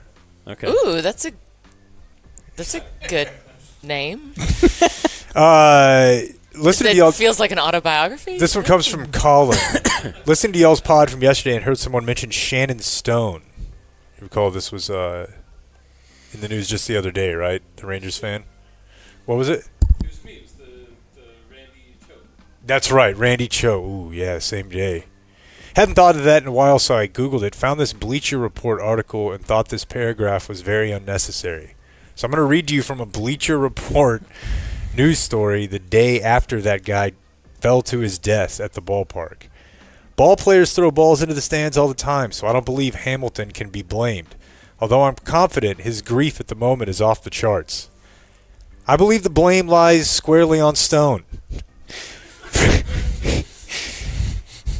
For a man whose profession as a firefighter is an enduring symbol of saving lives, Stone showed an incredible, albeit final, lack of common sense.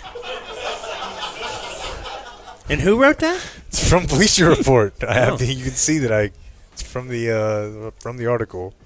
Like, I know it was 20 years ago, but were we doing that?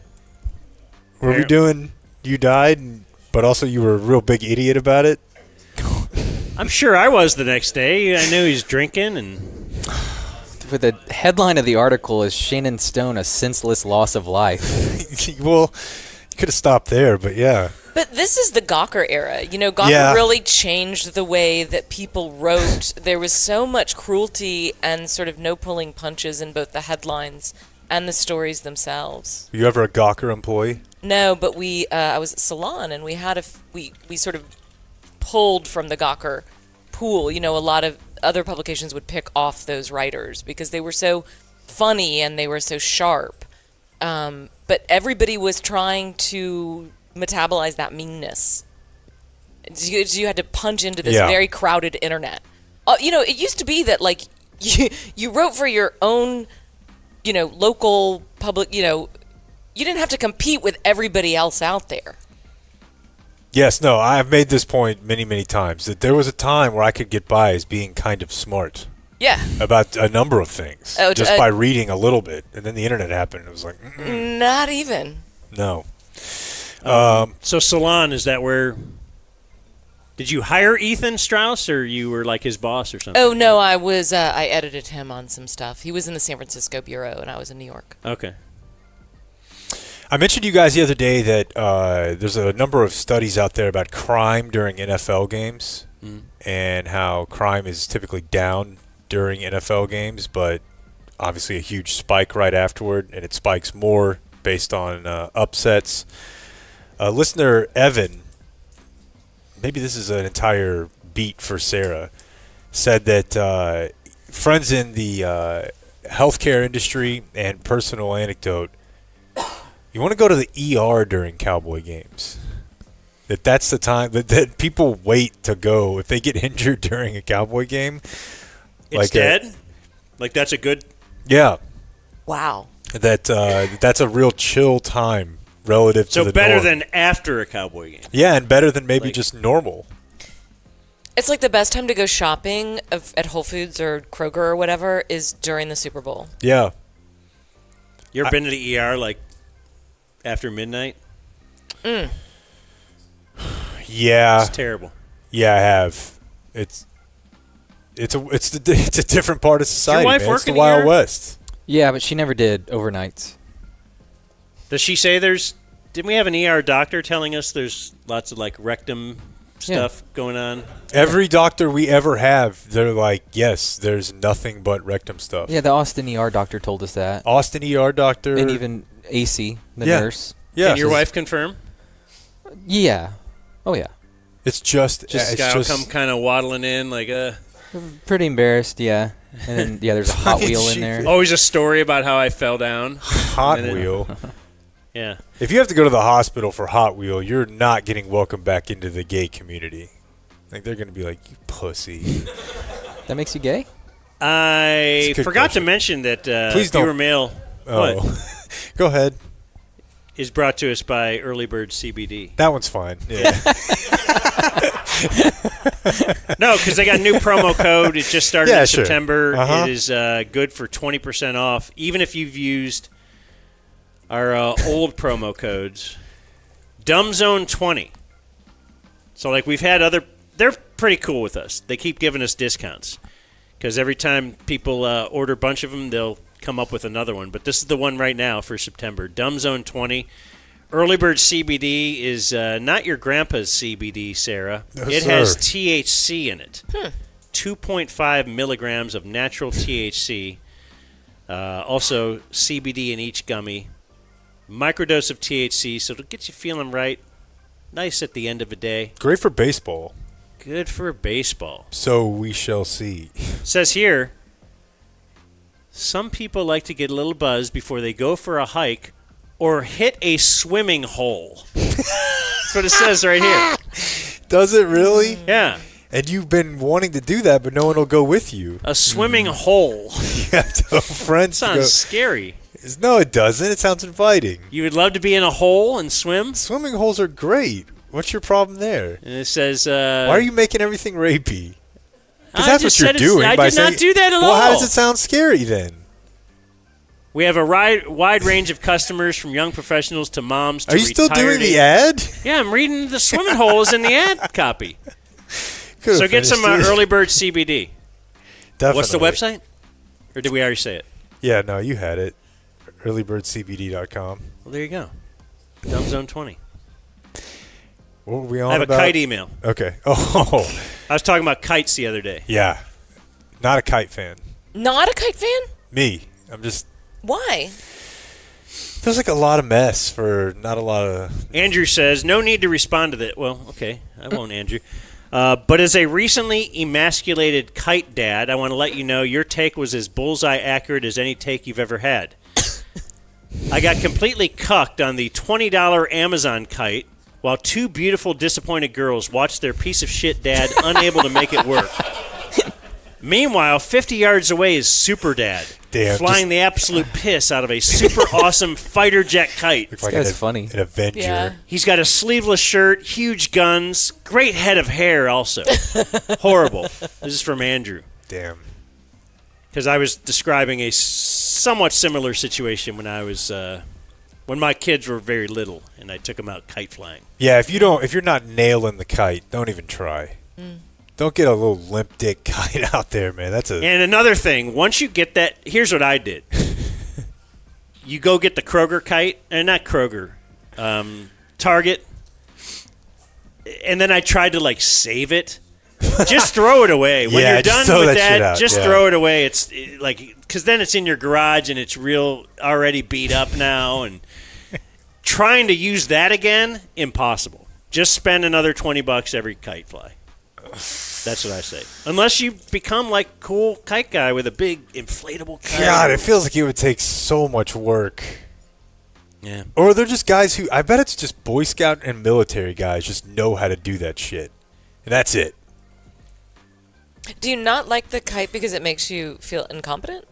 Yeah. Well, yeah. Because I love all a kite. the strings involved. It's at least... If it was the way it's depicted on TV where you're just prancing along. Hey, what if you had the experience your of messing kids are cheering you messing with a weed eater, except it doesn't weed eat your lawn. It's just a beating. Yeah. But what? How many times you just kind of running and then it gets out, Right. no, they're and then it's on the ground. Why, Dad? Why is it doing that? And then they're looking over at their friend. Yeah. A lot of discussion the other day of the city of Philadelphia after Blake visited there.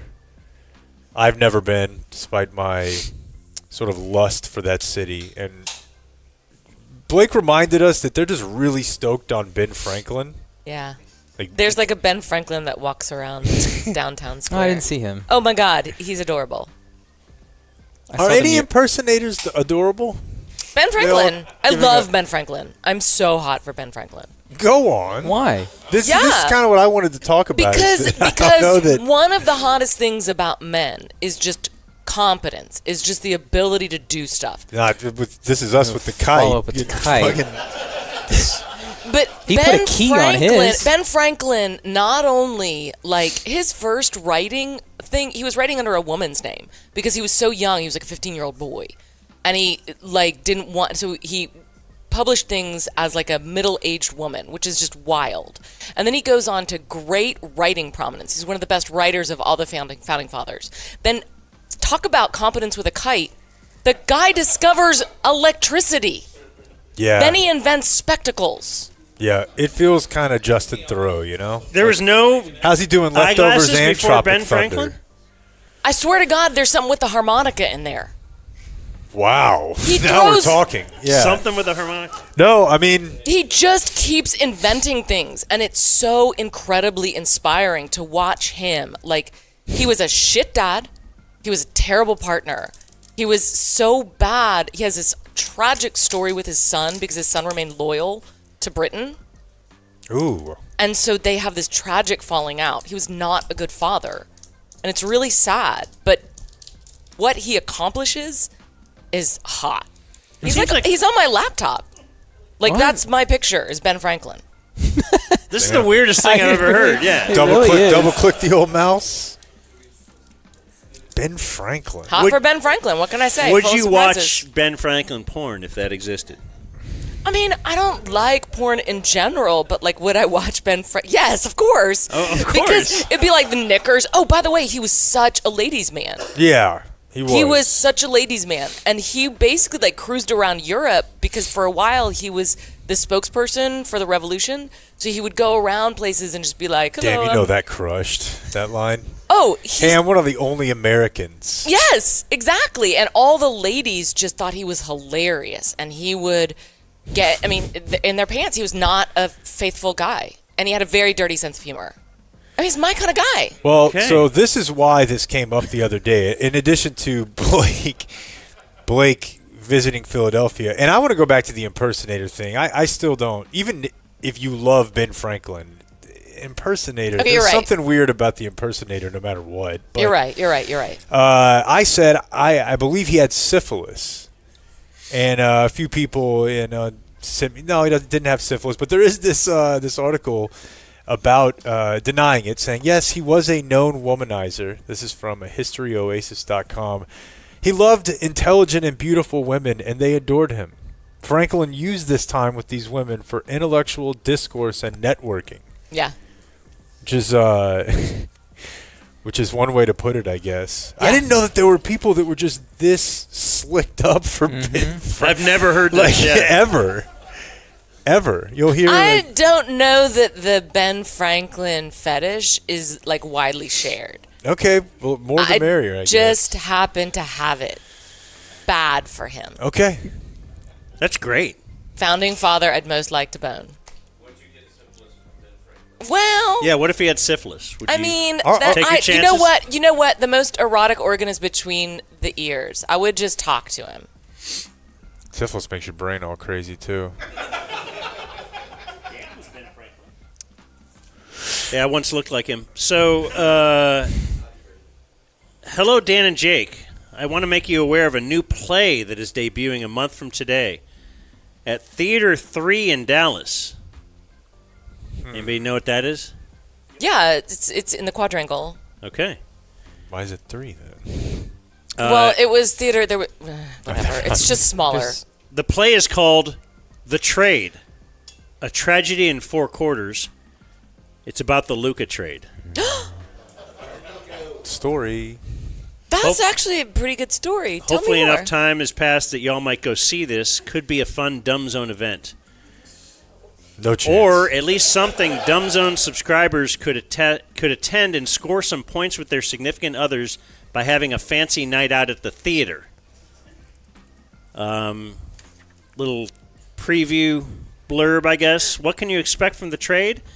Laughs. It's very funny, says playwright Matt Lyle. The show is part over-the-top epic Greek tragedy and part irreverent sports parody. Versions of all the major figures are there: Luka, Nico, Mark Cuban, Dumont. Fans, beleaguered, Mavs employees, beer vendors, Medusa, everyone. So, who's playing Luka? I don't know. All I have is this email that was sent to me. Aiden Diggs. But it sounds like you'll be finding out when you interview people involved with this. Sure. I'll bet you go see it. There's no doubt Sarah Hepola would do this. I'm definitely curious. And I feel... You're like the culture person at the Dallas Morning News, right? One of them. People and scenes is more my deal. But I just feel bad for the person that's playing Luka, because I feel like everybody's going to go in and just be disappointed with that person. Yeah, somebody has to play like Hitler. No, it's like the opposite. They're just going to be disappointed because they love Luka, and this Oh, guy no, will I'm thinking not. Nico in my head. Yeah, that's a tough one. Oh, yeah. Yeah. I mean, you would just sit down and be like, oh, that guy's not Luka. Yeah. Immediately. Because no one is. Exactly. No one is our chubby little buddy. So we had the game the other day with the delay for lightning, and Dan was really upset because we couldn't see the lightning. And so the delay made I was upset there's a delay. They've gotten really touchy on that, right? Thank you. Yeah, we were debating. You're saying back in my day. We were debating. Back in my day, we would, stand with a kite until we discovered electricity. Right.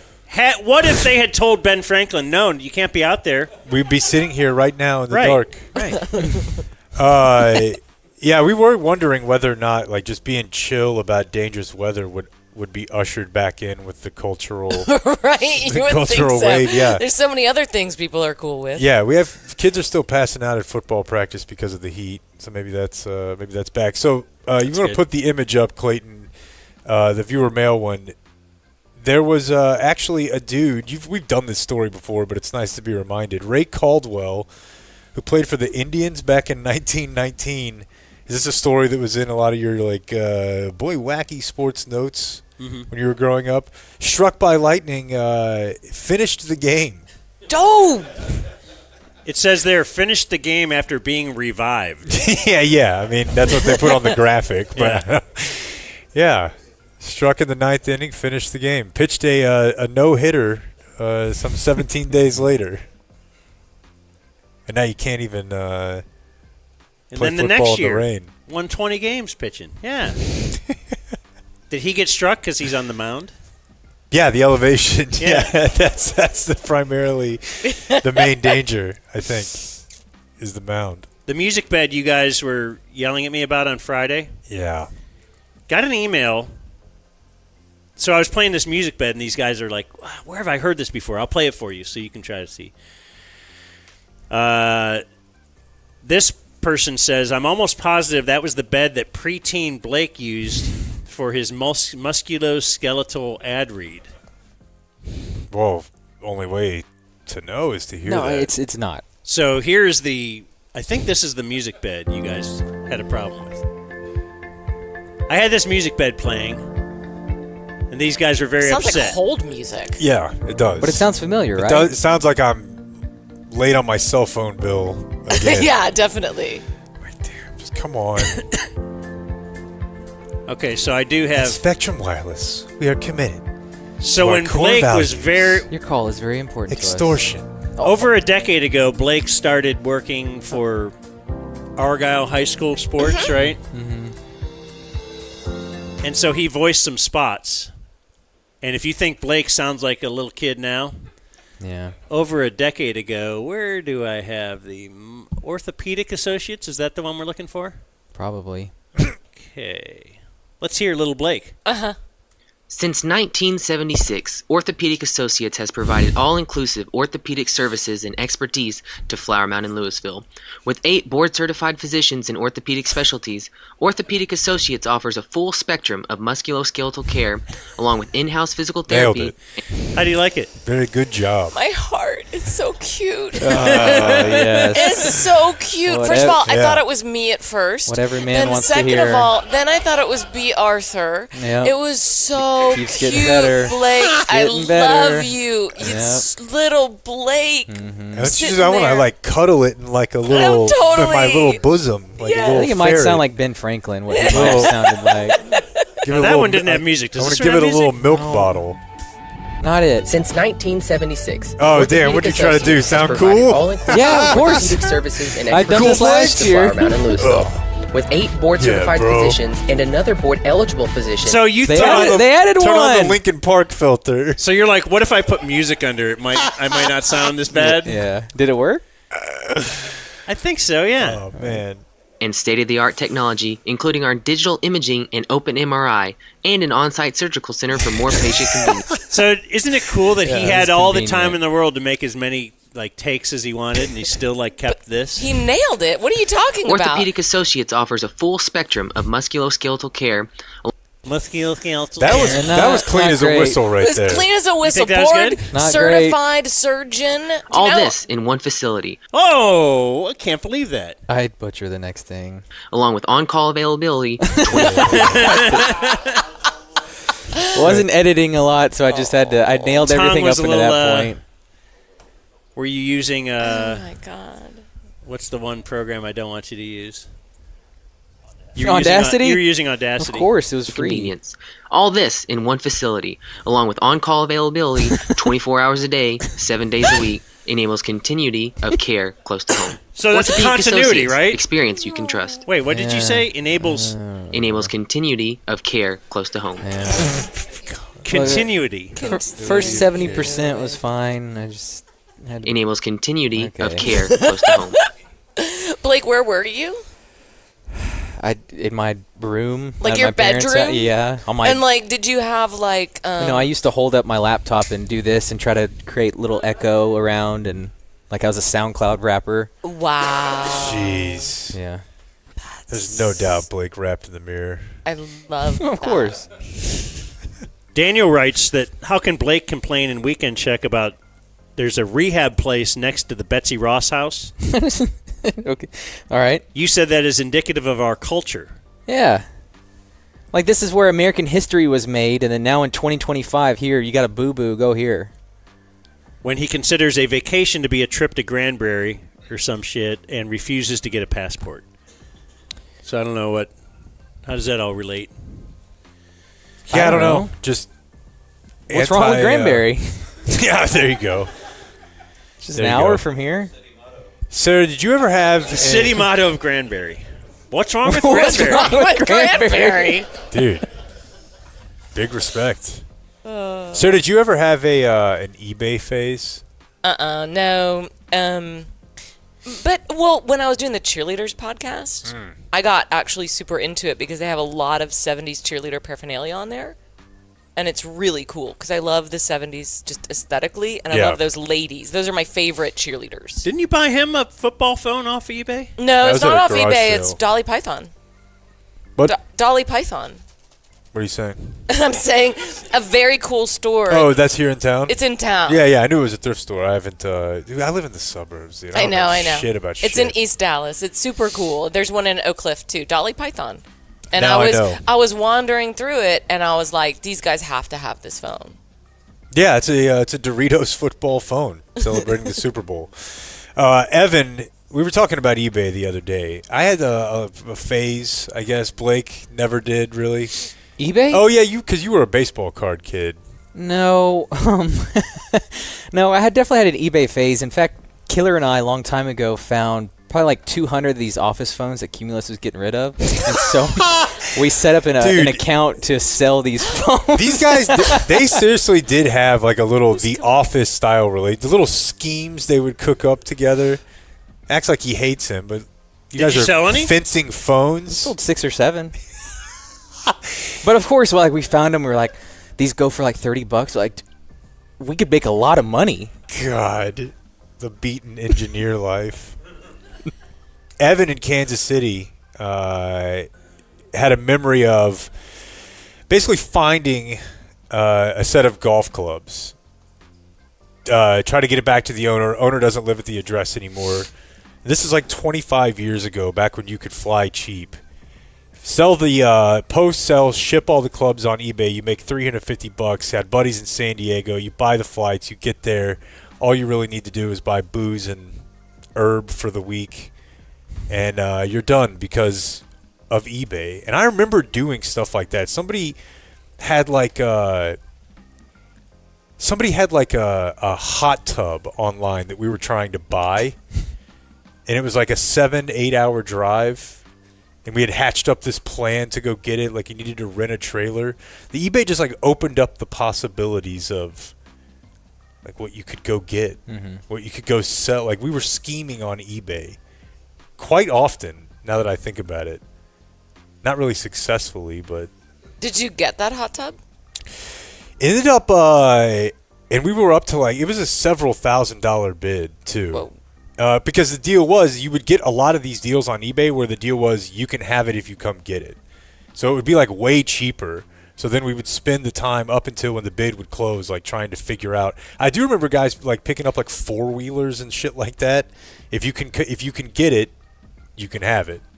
The hot tub proved to be a little bit too much, but I was always really intimidated by the bidding aspect of eBay. Like, I think that was scary to me. So I liked it when they introduced the like one purchase. Like, just buy give me it, buy just now. buy it. Like, okay, fine, I'm done.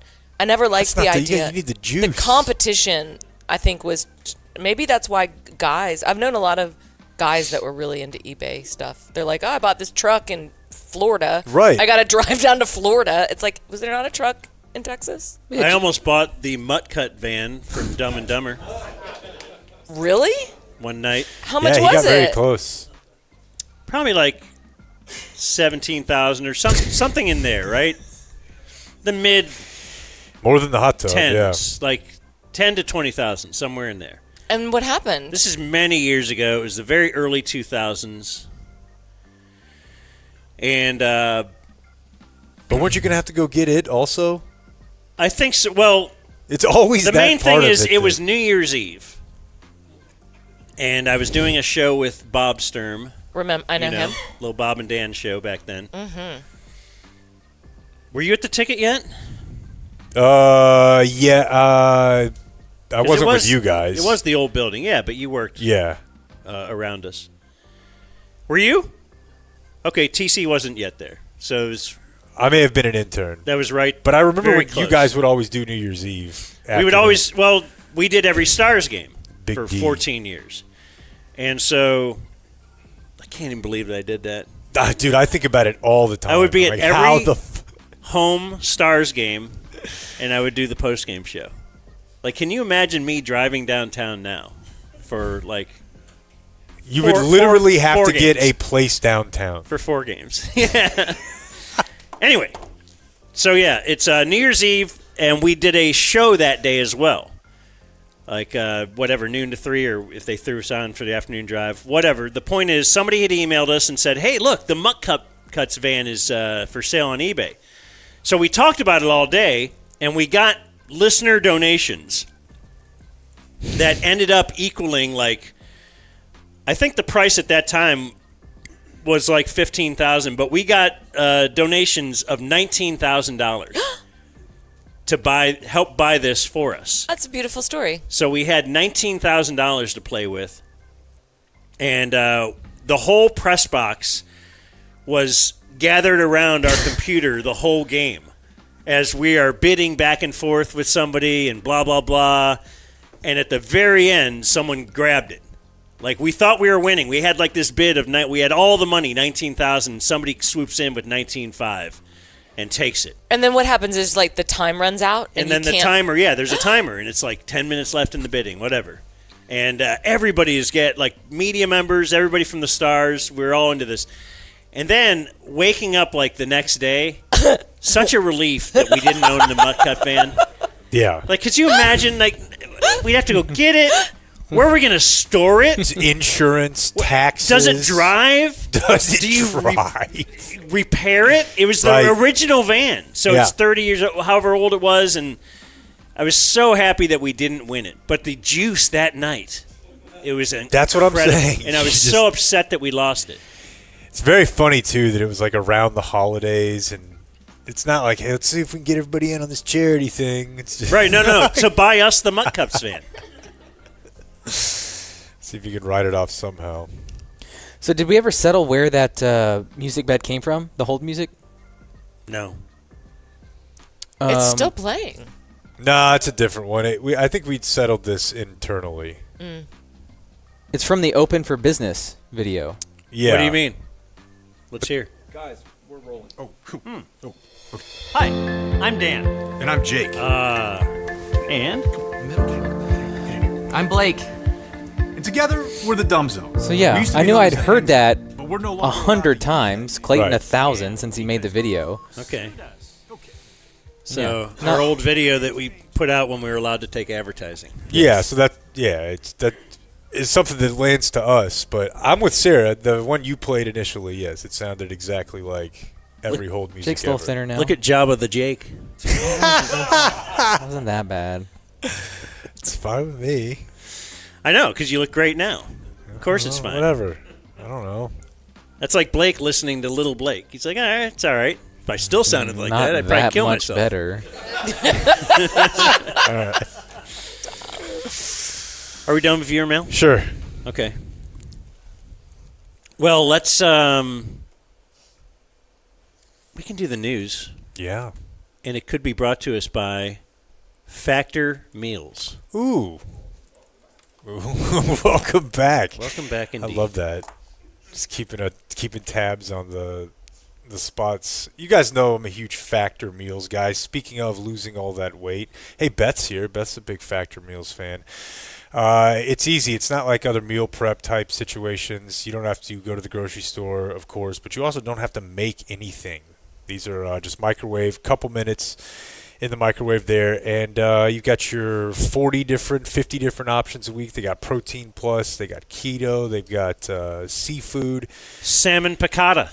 That one is phenomenal. One of my favorite, yeah. Yes. I'm not a big vegetables guy, but with Factor, they actually have solid vegetable options that I like, Dan. Parmesan little cream baby shrimp me. and zucchini noodles. How about a nice zucchini noodle? They're tricking you. They are. I thought I was eating a noodle. They are tricking you at factormeals.com That's right. /dumbzone50 off. That'll get you 50% off your first box and free breakfast for a year. How about that, my friend? Dumbzone50 off at factormeals.com for 50% off your first box. Breakfast for a year for free. Ready to eat meals delivered right to your door, Dan. Right to your doorstep. Here's Jake with the Dumb Zone News. Told you guys a story the other day of the kitten that was found with a dart in its face. Why would you laugh at that? Whoa, you son of a bitch. What? I was just letting the room calm down. Why am I a son of a bitch? No, him. These guys are over here laughing. I thought you were the one that giggled. No. So there's not much in the way of details in this story, but an arrest has been made. So you knew the second. You got to do something else besides a kitten if you're trying to get into your animal cruelty game.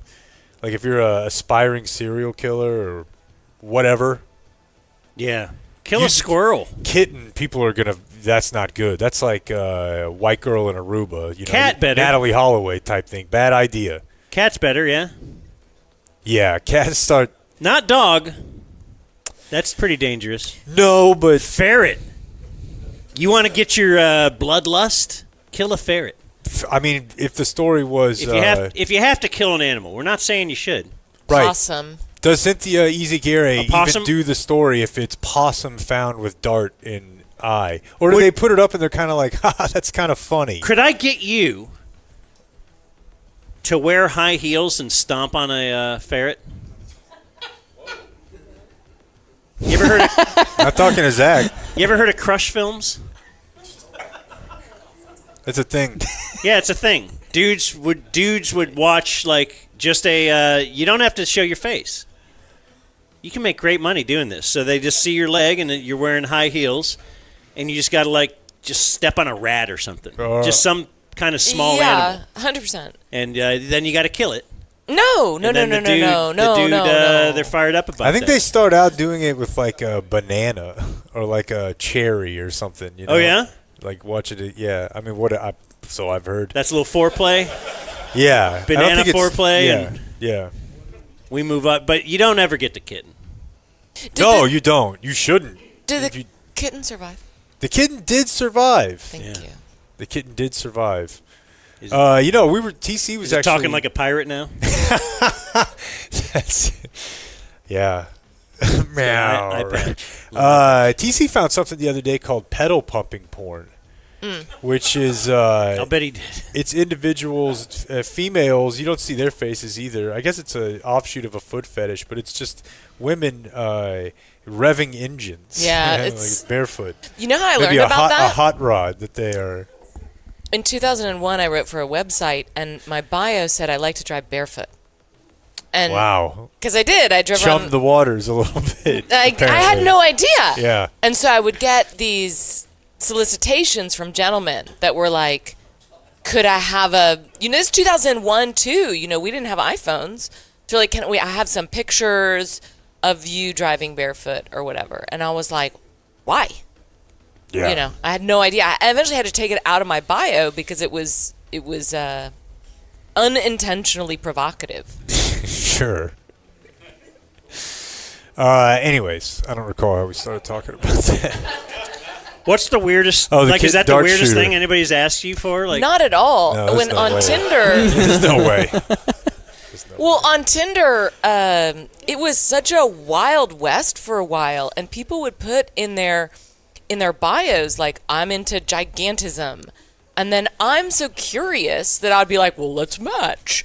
And then I'd be like, what's gigantism? And they were like, well, I like being squashed. Yeah, like videos where the woman's just like, giant, like Honey, I Shrunk the Kid style. Like wow. The erotic side of that. So he'd like big ladies to sit on him? Yeah. But to be like crushed. He was like, are you big? And I was like, I mean, I'm 5'2". No. And he was like, I don't. Hang up. He was I'm like, out. I don't know that that's gonna work. Right. Like he was, and it was really interesting to me because he was so sincere about it. You know, he was just like brass tacks. Like, brass tacks. I don't want to mess I around mean, to be here. crushed, and you Yeah. don't seem like you're gonna do it. And I was like, well, I'll get into it. But I always, you know, I think part of me was like troll. I was in like doing a lot of personal essays, so sort of like trolling for interesting things. But I was also like genuinely fascinated by this cabinet door to the erotic psyche that had been opened by Tinder. It was just so strange that all of a sudden it was like, oh wow, okay, so people are really into smelly feet. Like some people would say like, I want smelly feet. Yeah, oh yeah, for sure. You know, what do you think? There's like, God, I'm only into regular good smelling feet. I'm not some animal. Like, I don't know, man. Yeah. It's wild. Like the stuff that Sarah's DMs have to be way different than dudes, you know? well, no word on whether or not this was an erotic dart hit on this kitten. Oh, yeah, we're back to the cat story. I forgot. No, the kitten got hit with a dart. They've arrested a 45-year-old man. Intentionally? 45? Yeah. and- Wait. I thought it was like a 13-year-old. You know how hard it is to throw a dart and like hit it like a bullseye? Absolute Was he It was aiming an at the accident. Oh, it was? I'm guessing. It's not. I mean, you know, it's. We don't know. How do you get arrested if it's an accident? Yeah, for an it accident? doesn't sound like an accident at all. He was arrested for cruelty to non-livestock animal. It's a third-degree felony. Not even a misto. So you're just trying to get the cat to stop doing something, so you you throw that at them. It's like But you're a freaking X-Man. but you're an asshole. Yeah. Yeah.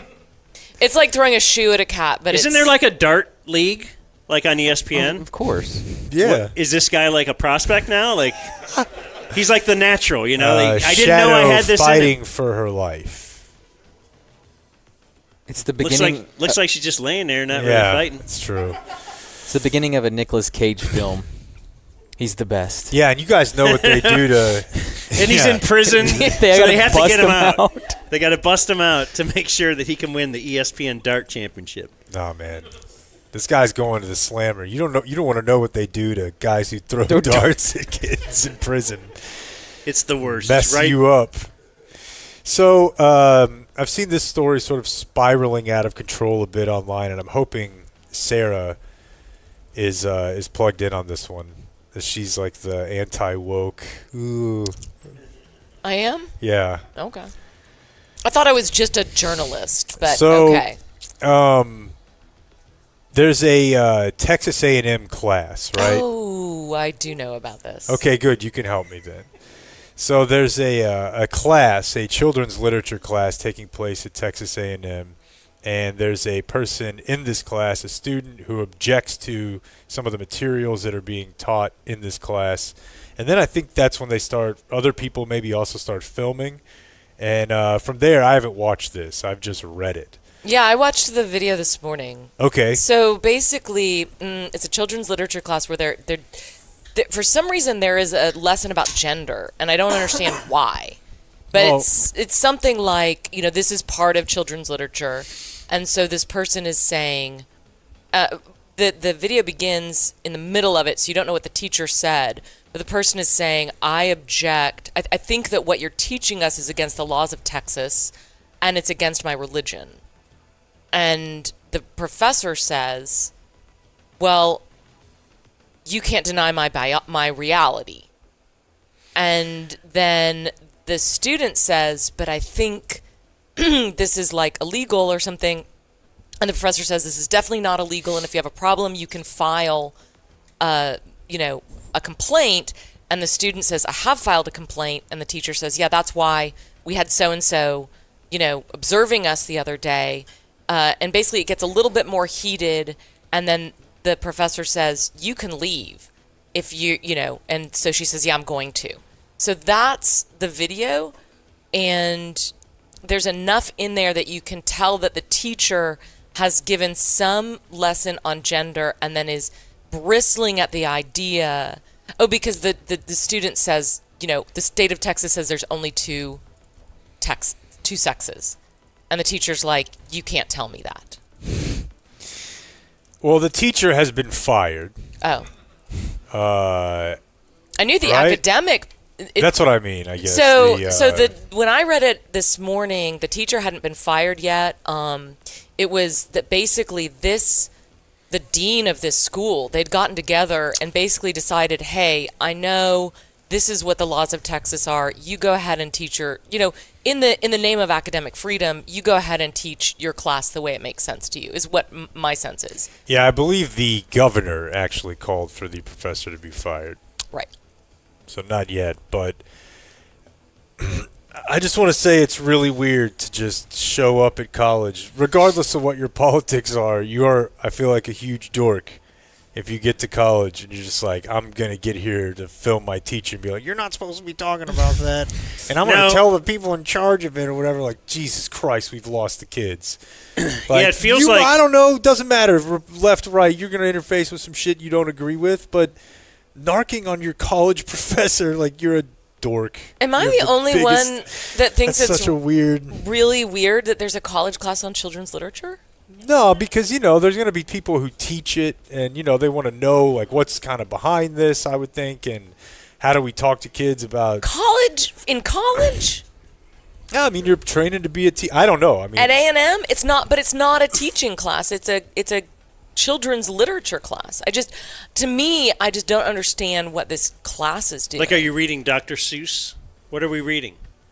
I mean, yeah, that's probably, yeah. There's gonna be adults talking about children's things and the themes therein. But yes, it may be weird. I'm not paying to take it, but I also think it's a really dork move if you do pay to take it and then you show up and you're like, the syllabus is out of bounds of the state of Texas. This is just a weird thing to do.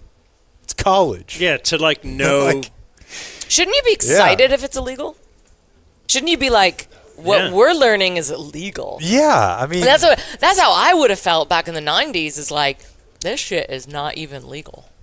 Yeah, at some point, that's what you're hoping for in college. Well, got to do this story for Blake every single time. The Fort Worth Zoo has welcomed 2 new lion cubs. Blake, names?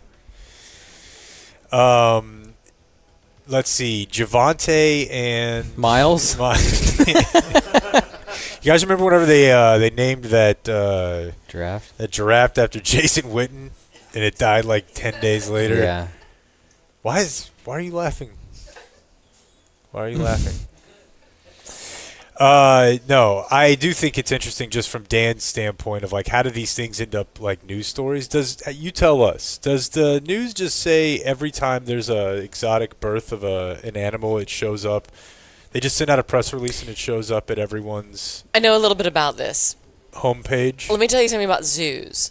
They have unbelievably well-oiled PR It seems teams. as such, yeah. And as soon as they have a baby, because all the zoos are just like waiting to have good news. They've had bad news for so long. It's like, you're cruel to animals. They're just like babies. And so they send out press releases to every single publication. And what we know as news people is that people will click on them. So it's a sort of everyone wins situation. So it's clickbait, and it also makes the zoos feel really good. Well, it makes me feel really good, too. We go to another college story here. This is very shades of Marshall Henderson, the former sharpshooter for LD Bell and Ole Miss. A University of Texas student is under fire online for pretending to be an unhoused person on social media. They say for the purposes of an experiment. What school? UT.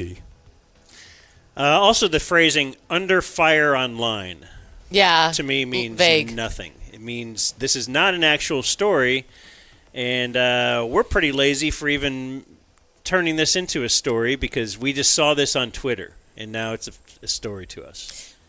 Back in my day... No, because what will happen here is the same thing as what happened in the story we were just talking about is it ends up online, and now it's a matter of, is this person going to be expelled for this? Is this person going to be It's the same as haircut. Yeah, I guess it works. It's the same as the story of the the hair cutting baseball stealing lady. Yeah, I mean it's online, but if her job thinks she's a bitch and they want to fire her for it. Yeah, maybe they already kind of had her on the list. We're like, hey, look, now you're going to be fired, and we'll blame this thing, but it's not this thing. But I wonder if you can get away with this from just and actually do it as a college experiment. Like I'm doing. I would think just see if like, I could do something provocative online to see if I get expelled. No, I more meant just be homeless. Oh, okay. Just document the experience of not having anything. And this guy didn't lose his fantasy league, or no, he did not leave. Isn't that on our list of possible? We might do that. I mean, Be Jake, homeless? that sounds like a journalism experiment that I've heard people do. Like back in the aughts, they would like go and. But it was always live as a homeless person you could for criticize 3 that. days. Yeah. But you would never know about it. Guys, do you remember Soul Man? Oh yeah, are we talking about the movie? the comedy? Yeah. Hell yeah, they used to run it on Comedy Central nonstop. And then Blackface is like, I don't know. And dude, it is the funniest. Okay, as far as blackface, It's like the whitest looking guy, right? It's the shittiest blackface. Like it's so comical.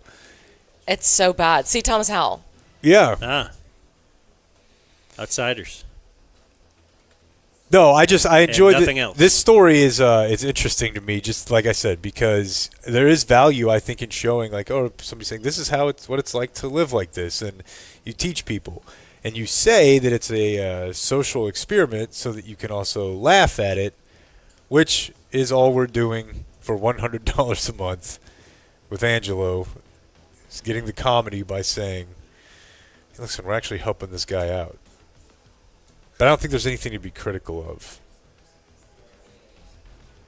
Like as far as I don't know, just nobody's gonna get canceled over this. I feel like we're done with cancel. The thing is that there's too many opinions. There's just too many opinions, and we don't know what to do with them. And so the news is in a bind because. Just because everybody's making noise on Twitter, does that make it more newsworthy? Or should you dig in your heels and say, no, we're not going to cover it because we don't do that kind of thing? But by virtue of the fact that it's so big on Twitter, haven't they made it news? So who's deciding what news is sort of like a big shit show in the 21st century right now. We don't know. I would agree with that. The tail is wagging the dog. I would agree with that. There's your news. Imagine if you had cell phone cameras when you were in college. The Dumb Zone News. Oh, I know. Like and subscribe. Like I saw a girl. That was a good news. A girl scrolling DoorDash in class the other day, and somebody in the row behind her just took a picture of it and uploaded it. And I'm like, man, you can't even just scroll for deals during class in peace. Did you see that guy that got that tried to slide into the DMs of that PhD student, and then she basically posted all their correspondence and was like, men need to get their shit together. Don't tell me he like killed himself or something. No, she Okay, got good. she but it was weird because she got absolutely pounced on. Got to be careful out there. For making public the DM. Yeah, Gotta that be careful. He had basically made a clumsy come on. He had said, hey, I saw you at this event. And he very quickly was like, I read your dissertation, but I don't agree with it. And she was like, okay, bye. And I guess they were both Hegelian philosophers, which makes this totally intolerable. But anyway, he was like a big deal Hegelian philosopher. It turns out that she was sort of trying to give him some sort of reckoning. And all these people came and defended him for basically making a clumsy come on. Clumsy guys are back, Dan. All right. Oh, and by the way, the world. If it makes you feel any other way, she included his name in it. So his handle was in it. So you knew who he was. Which I thought was totally unnecessary. But it was just a clumsy come on and not like a Oh no, he just said I don't like your Stupid dissertation. bitch. Like he was Yeah. trying to Yeah. start a conversation by saying I don't agree with your dissertation. Yeah. That he was like AI is da da da da da da. Hegelian thought is blah blah blah blah blah blah. What an idiot! You just agree. And she just said, That's "Oh, right. You're not getting in You're her pants that awesome. way. I agree. And she just said, "Okay, good luck with that." And then she, I'm also really into religion. Like whatever, just say whatever you got to say. I can skateboard. Yeah, exactly. But then she posted it all and was like, Jake's like, I'd love to go out partying with you. I'm not drinking right now, but yeah. Right, yeah. I'm just, I got a blood thing going on. It was interesting. That reminds me of Underdog Fantasy. Higher, lower? That's kind of the way you can pick. Playing underdog is easy. We need to do a couple. You pick whether your favorite players will go higher or lower on stats like touchdowns or receiving yards or interceptions. I'll take the George Pickens over. Or excuse me. The George Pickens higher. Higher. Yes. Higher. And then you put George Pickens against another, let's say, number 2 receiver from another team. You're going to say Will that they go one lower. higher or lower? Yes. And then you get your picks right. You could win up to 5,000 times your cash. And you could start with as little as $1. You can download the app. It's Underdog Fantasy. And sign up with the promo code DUMBZONE, all one word. And you'll get $50 in bonus funds when you play your first $5. I'm going to do that right now, and I'm going to place it all on higher for M. Hellman. Take this thing all the way to the house. I might go M. Hellman lower, thinking that M. Hellman has. Dude, you're trying to throw douse this M. Hellman fire? I'm not. I'm just. All I'm doing. I'm not trying to douse it myself. You know when M. Hellman gets hot that you're. I'm just putting taking my money. promo codes and. Okay. getting You go to bonus Underdog cash. and we'll face each other. All right, this next part is pretty long, so everyone stick with me. Must be 18 or over, 19 or over in Alabama and Nebraska, 19 or over in Colorado for some games, 21 or over in Arizona, Massachusetts, and Virginia, and present in a state where Underdog Fantasy operates. Terms apply. See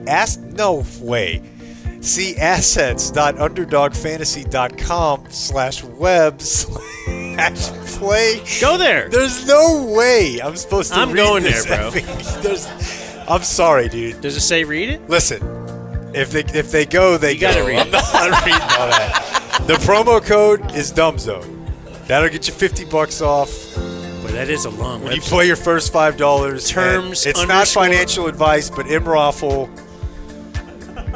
Yeah. M. Hellman. M. Hellman. Imraffle's out of the league, I think. All right. A different sport.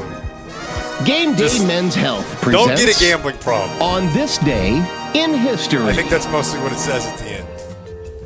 Yeah. Jesus. So we're doing a little today in history. Ooh, You want to do that, Sarah? I love today in history. All right. I love things that you love. Aw, Get my soup. It's like Wednesday. Ben Franklin. It is Wednesday, September 10th. Yeah, do you know our bit for today? So at the Rangers ballpark, Globe Life Field,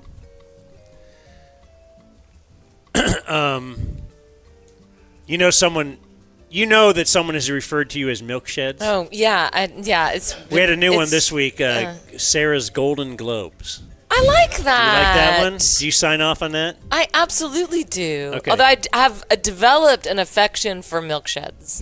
And I Okay. found myself in your Reddit page last night, unfortunately. But what I know. But and I did cry. But I came back because somebody has named themselves Milksheds, and I felt very honored by that they chose that name You should. to represent them. Well, the Rangers allow you to bring in your own food. Sweet. But only if it's in a clear plastic bag, and Boo. the clear plastic bag is limited. It's only a quart. You can't bring in a gallon Oh, bag. no. You can only Oh, bring in a no. quart. So we've been asking people to join us. Jake brought soup. Yeah. You can have some if you want to have several bags, quart-sized bags. But it's in the car. Maybe Dan and Jake are the only people that are do this bit. What are you going to do We with had it? Oh, okay. We got a sandwich back there. Three bags Just of meat. meat. Oh, that's so cute. We didn't know. Like, would 30 people show up with bags, whatever? What are you and I brought salmon and broccoli and rice. Dude, with the soup. Yeah, that's awesome. Are you gonna throw? You're not gonna throw it, are you? I'm gonna eat Throw it. I got spoons. I brought and this to eat. eat. I'm gonna take my I just lunch want to make sure into it the wasn't game. like a dildo situation. No, what do you think this is? No, I also wouldn't throw the dildo. I got other things to do with That's what that. I'm saying. You keep that. Sure. Yeah. No, yeah. I'm just taking my lunch into the game in a bag. It's cute. Anyway, it's healthy September for 10th. Sure. It's a good day for it too. It's beautiful out there. You know, September 11th. What, a dill? No, yeah. You know, the September 11th is the last day that Jake ever had an alcoholic drink 1 year ago.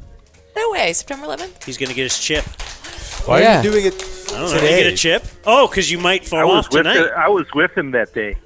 But he was. You might fall off tonight if I mention this today. No, this Did is I just insurance. jinx him? This is insurance. He cannot. That's too shameful. I told him, you've had enough. You're throwing your life away. Yeah, that's not. Yeah, it is very funny that I was with heart attack. I just mentioned it to Sarah because I know she's a fellow degenerate. Yeah, former degenerate. I thought you were always a degenerate. Yeah, no, it is. It's a chronic condition. What was that? He saved me. He can help you too. Oh, good. Thank you. Okay, so it's Wednesday, December 10th. This day in history in 1960. It's September 10th. Didn't I say September? You said December. Did I? We just want to make sure you're not giving us December 10th. Yeah. Do you remember? Fail us like this. You never know. An Ethiopian named Abibi Bikila, probably, ran barefoot through the streets of Rome, winning the first Olympic marathon held at night, number one. And also, he was the first black African to win the marathon in the Olympics. So there you go. So he just had like South Africa. Sarah, weren't you dating an Ethiopian for a while? Yes, half Ethiopian. Who is this? He's a heart attack man. It's a friend of ours. I don't know why he's here today. Usually he's on our last show of the week. Because Sarah is. Oh, thank you, heart attack man. Creeping. Yeah, my last boyfriend was half Ethiopian. I was laughing about this yesterday. I'll bet you dinners were cheap. I was kind of thinking, but the origin of how we got marathon, the guy ran the 24 miles or whatever and then died. And then to celebrate him, we now see how fast we can do it and live. yeah, Right. yeah. And what was this person's bid? The first black African? That's right. So was it getting just run by South Africans before that? I don't know. I don't know. Huh. Have you ever visited one of those places where they think it's weird when you run? Like, I had a friend that worked in Costa Rica for a long time, and they would all gather and watch her run in the mornings. They were like, why are the white ladies running? Like, they thought it was really funny that you would run without anything chasing you. Yeah, I'll bet you they thought it was funny. On this day in 1971, Golden Richards, he was a player playing for Brigham Young, returned 5 punts for 219 yards and 7 kickoffs for 247 yards against North Texas State. Damn. Punt returns rule. The Mean Green. Just punt returns in general? Yeah, it's just not. They don't make them like that anymore. One of my favorite pictures from the 70s of the cheerleaders is them hanging out at this club with Golden Richards. And you can just tell the rules haven't cracked down on the cheerleaders yet, and like shit is fun on the Cowboys. He's a very hot man. He's a very hot man. He's not the one who I could just exposed imagine himself that. to I could those- just to the imagine kid, that right? shag carpet. Exactly. He's not the one who exposed himself. I don't know that name, but if No you said pants, it, I would Lance. know. Rensel? Lance, oh, is it Rensel? Right? That sounds right. Yes. On this day in 1972, the U.S. men's basketball team lost its first ever Olympic game, controversially to the Soviet Union. On this day in 1989, it's 5 days after he hit a home run for the Yankees. Deion Sanders returns a punt 68 yards for a touchdown in his NFL debut with the Atlanta Falcons. Again, punt returns. Where are we at on the Olympic calendar? Is something coming up? Like, do we have an Olympic this year? Yeah, what's going on? What's Probably. the next big thing? Well, every 2 years now, right? So Paris was last summer, wasn't it? Have we straightened everything out from COVID? Coming up, So there's no Olympics this year. I think next year it'll be the Winter Olympics. Everyone's in agreement. Thank you. Okay. Olympic Dan. And where is it? Milan. Italy? Sochi? Nobody knows. And on this day in 2016, John Hinckley Jr. was released from a Washington mental hospital for good. He is the guy who tried to assassinate President Ronald Reagan in 1981, and he now walks among us, and I believe has a music career. Yeah. You know, he needs to see if he can get booked again, because I think he was trying to get booked during the peak of what, quote unquote, the social media cancel culture era, because venues would book him and then they would get bombarded with negative reaction. Negative stance. And then he would have to cancel. But I don't know. I think the coolest thing about that guy is, didn't Jodie Foster say, like, it was actually kind of hot? No, she never said that. She never said it was kind of hot. Wasn't she saying? I think she. I think she said it's just really flattering. Yeah. And on this day in Dumb Zone history, September 10th. We've only done one show on September 10th. It was back in 2020. We mocked Mark Jackson because he came up with his own short word, Reebs. For rebounds? No. Reebs. No. 27 points, 10 Reebs. It's bad. And then this was, I guess, a bad stretch for the California Wildfires. Did he call assists? Did he call assists? And today we found out that the one of the wildfires was started by a gender reveal party.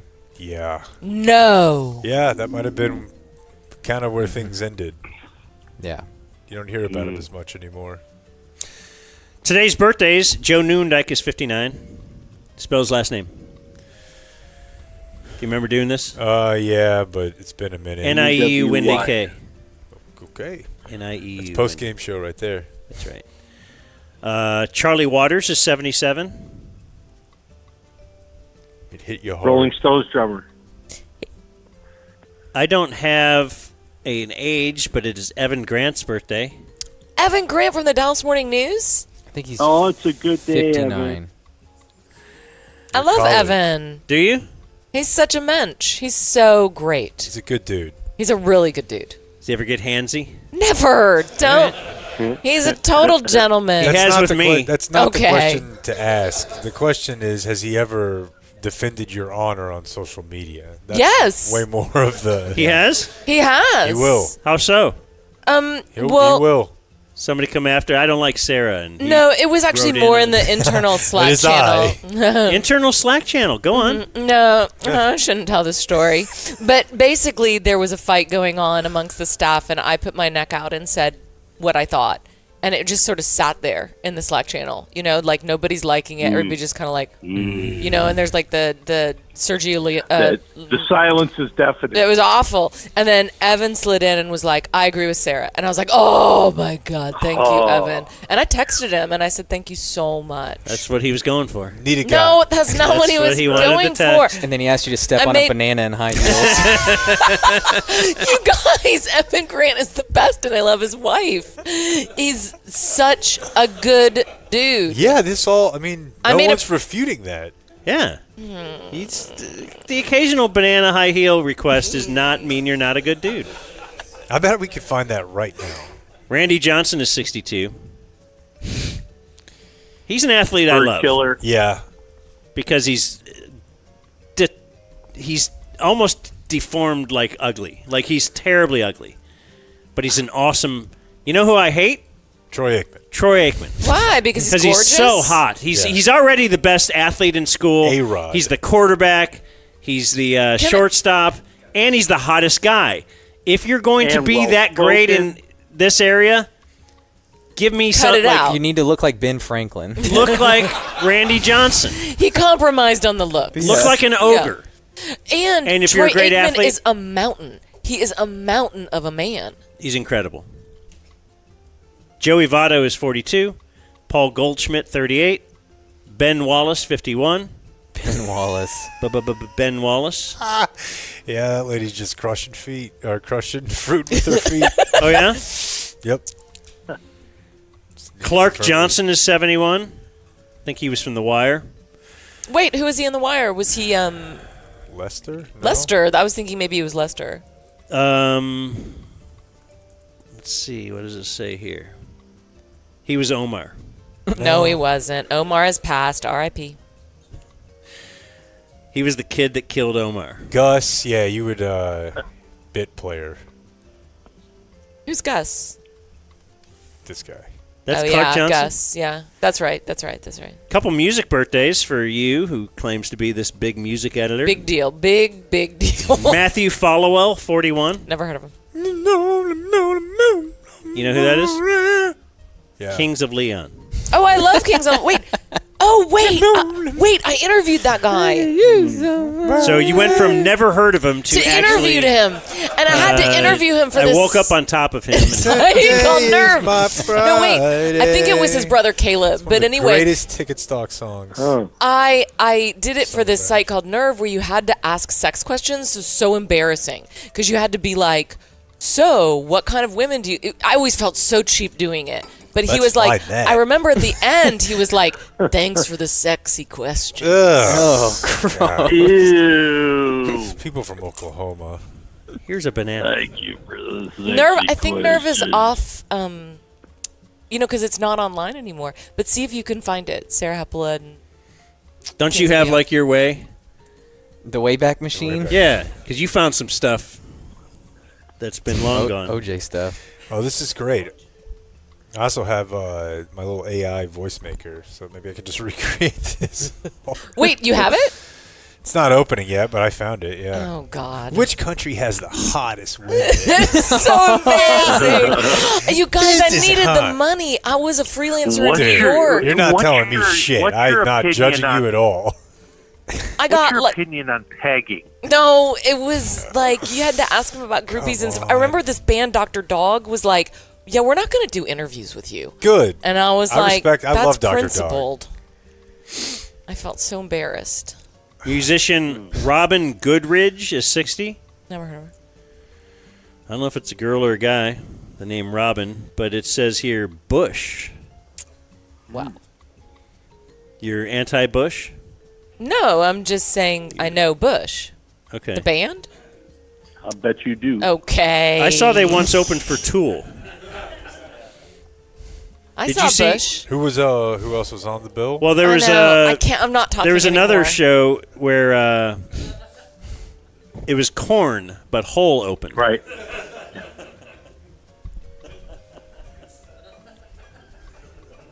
Movie director Guy Ritchie, 57. He's hot. Does he look like BF? A little bit. He's got a little BF energy. Actor Ryan Philippe is 51. Philippi? Yeah. Philippi? I thought he was going to be like George Clooney when I was a kid. Because you saw Cruel Intentions and you were like, he that did guy. everything. Yeah. Dumb Zone birthday of the day is actor Raymond Cruz, 61. Tuco. Oh, He just got arrested, right? From breaking. Oh, he did? Yeah. No way. Yeah, he squirted some little girl with a hose. Yeah. What the hell does that mean? Spraying water at women. What? Yeah, no, it's true. How do you get arrested for that? It's really weird. There must be more to that story. I think he got up in her face and went, tight, tight, tight. Damn. What are you surprised the guy like? Well, for squirting a person with a hose, yeah. Let's If he not- got arrested for meth or something, that'd be great. He was Maybe it was a Just a power drunken washer. dispute. He was washing his car at home when a young woman would not get out of his way. He asked the young woman to step aside. When she didn't, he sprayed her with the water hose. Get arrested for that? Yeah, come on. What do you mean, yeah, come on? No, I'm with you. I don't. Oh, think you okay. get- I thought you were saying Did somebody It just say happened that? to him. yelling at me.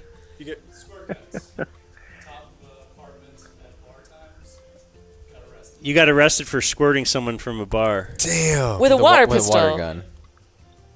Because you were Dude, it's like we were seen or talking because about somebody filed something That's against ridiculous. you? Man, Don't play around Man, with if squirts. this is a world where squirting is illegal, I'm not sure I want to live in it. I feel you. Born on this day, now dead, Waldo Seaman. God. He invented vinyl, the world's second most used plastic. Not everybody could see what was possible. Number one is but micro. Seaman could see what was possible. Okay, we got it. Roger Maris, born on this day, now dead, as is drink inventor Arnold Palmer. Yeah. Dead on this day, still dead. Oh, this will be a good one. Yeah. Okay. Died on this day in what year?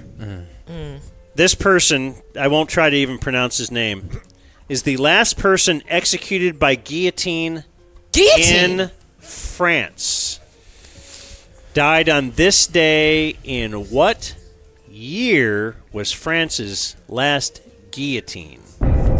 Yeah. Is the question. I have an answer.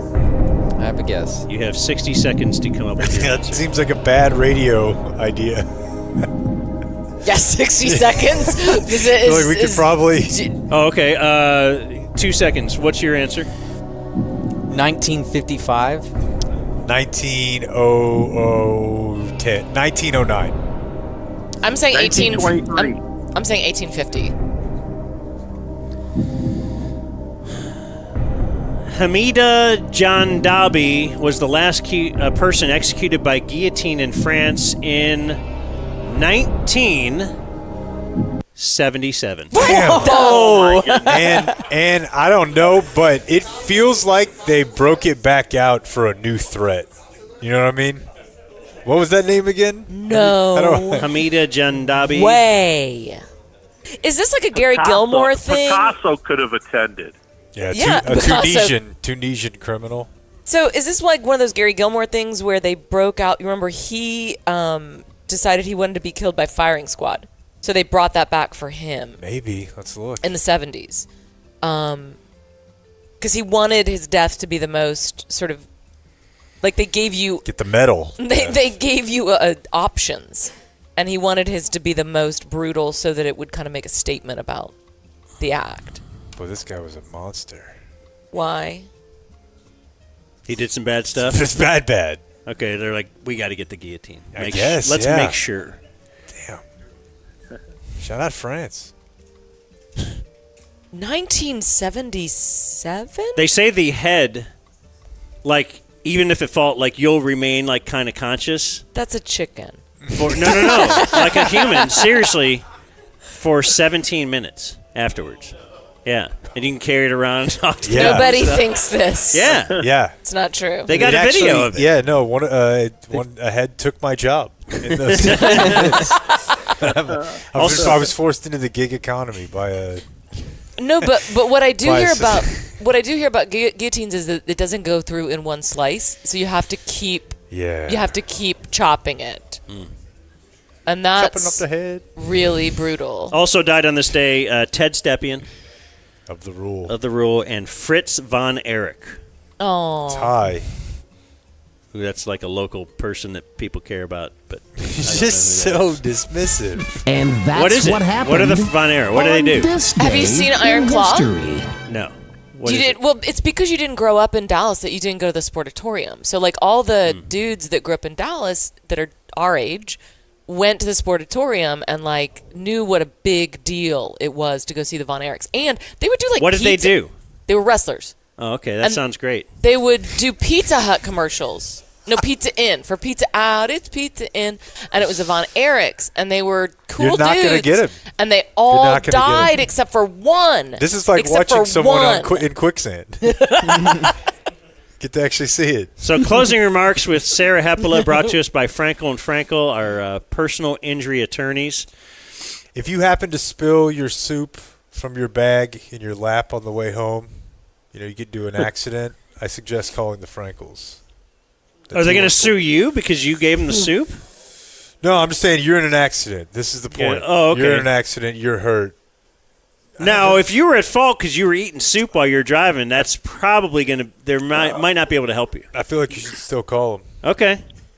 Even if it's a cold soup like a gazpacho or something? Yeah, they'll fight the insurance companies for If you're you. a sicko. They'll say, look, it was a cold soup. That's why you can't blame this person. You got to blame the semi-driver. And, That's right. They'll yeah. play the blame game with the Frankels. 214 or 817, and then dial all threes. Thank you, Frankel and Frankel. Are And you ready for some baseball? I'm ready for some baseball. What do they say? What's the baseball song? What is the baseball song? Is there a baseball song? Let's get ready to play ball. We're talking baseball. Do you know that song? No. That sounds like basketball. That sounds like the Curtis Blow song. sound. Anyway, how many games you been to this year? This is my first. Okay. But I went last year to see Rhett Miller sing the national anthem. Okay. So I've been to Globe Life Field before. Did he fail? No. Did you give it a thumbs down? He was great. Were you there to review Did you it? give it jeers? Yeah, cheers or jeers. What are you writing about right now?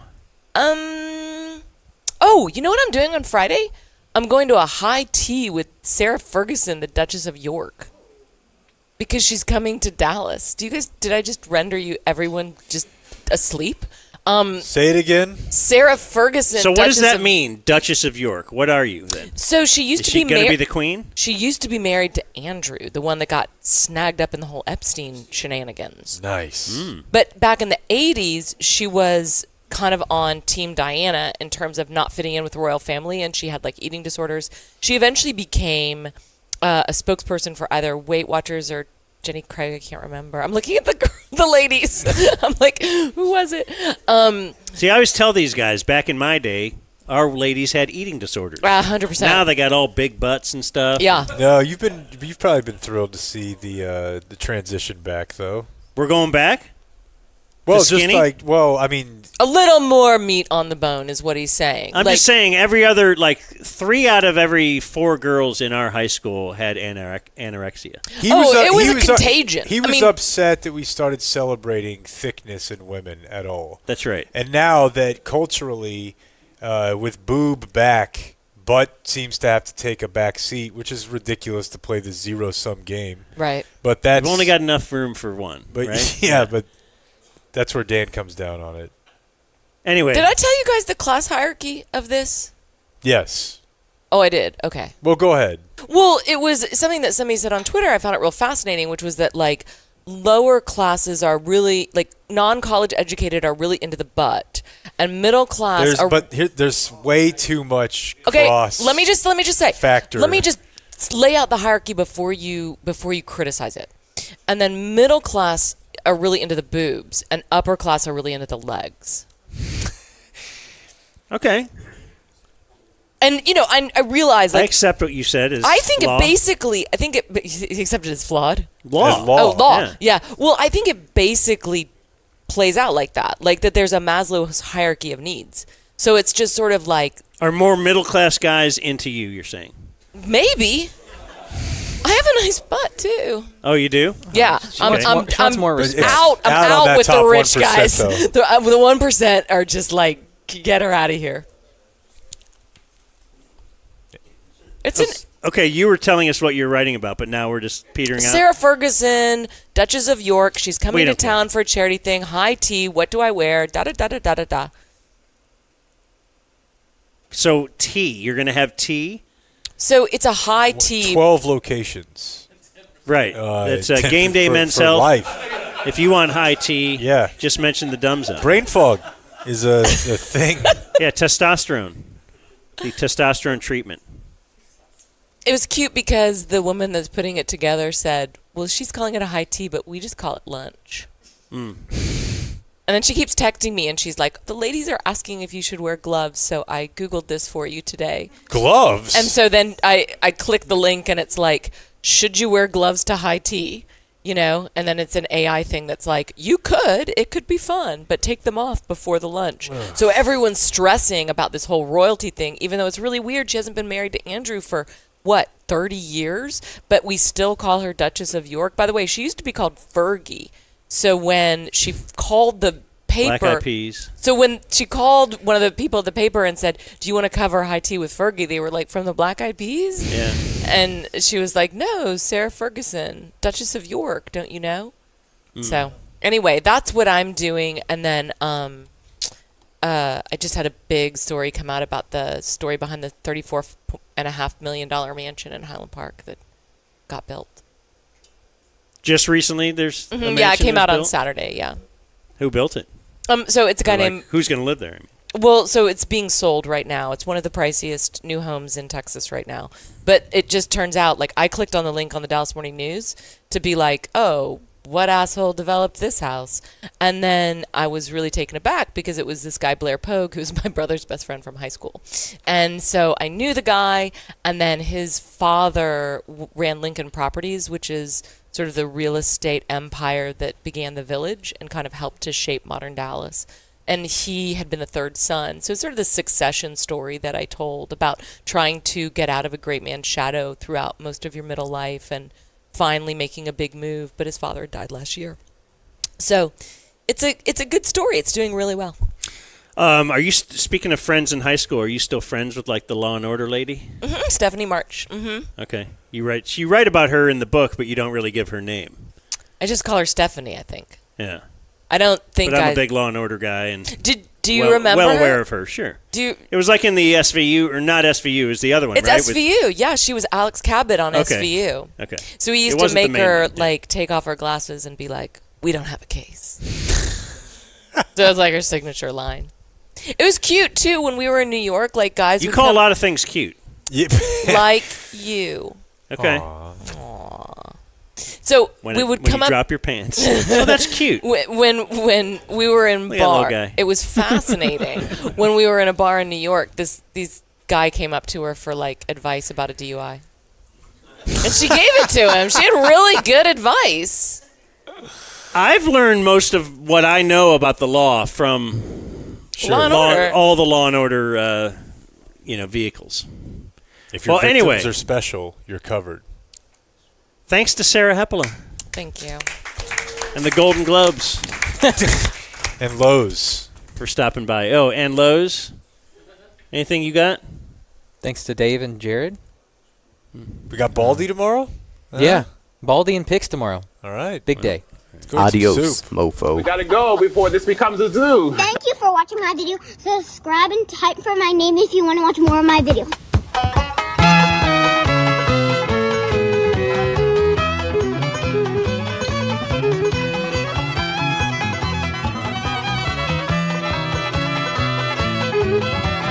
More than just an idea, more than just a dream. The spirit of adventure gave birth to a team.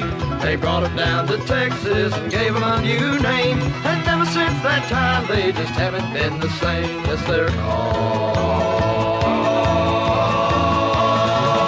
Texas Rangers.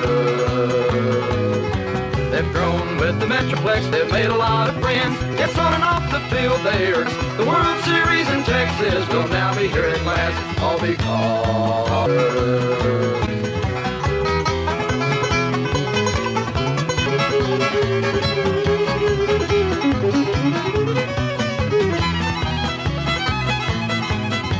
so come on all you people, join in all the fun. Be part of something where you are number one. Let's all get together and get behind our team. Our voices will unite as the stands begin to sing. The eyes of Texas are upon you all across the American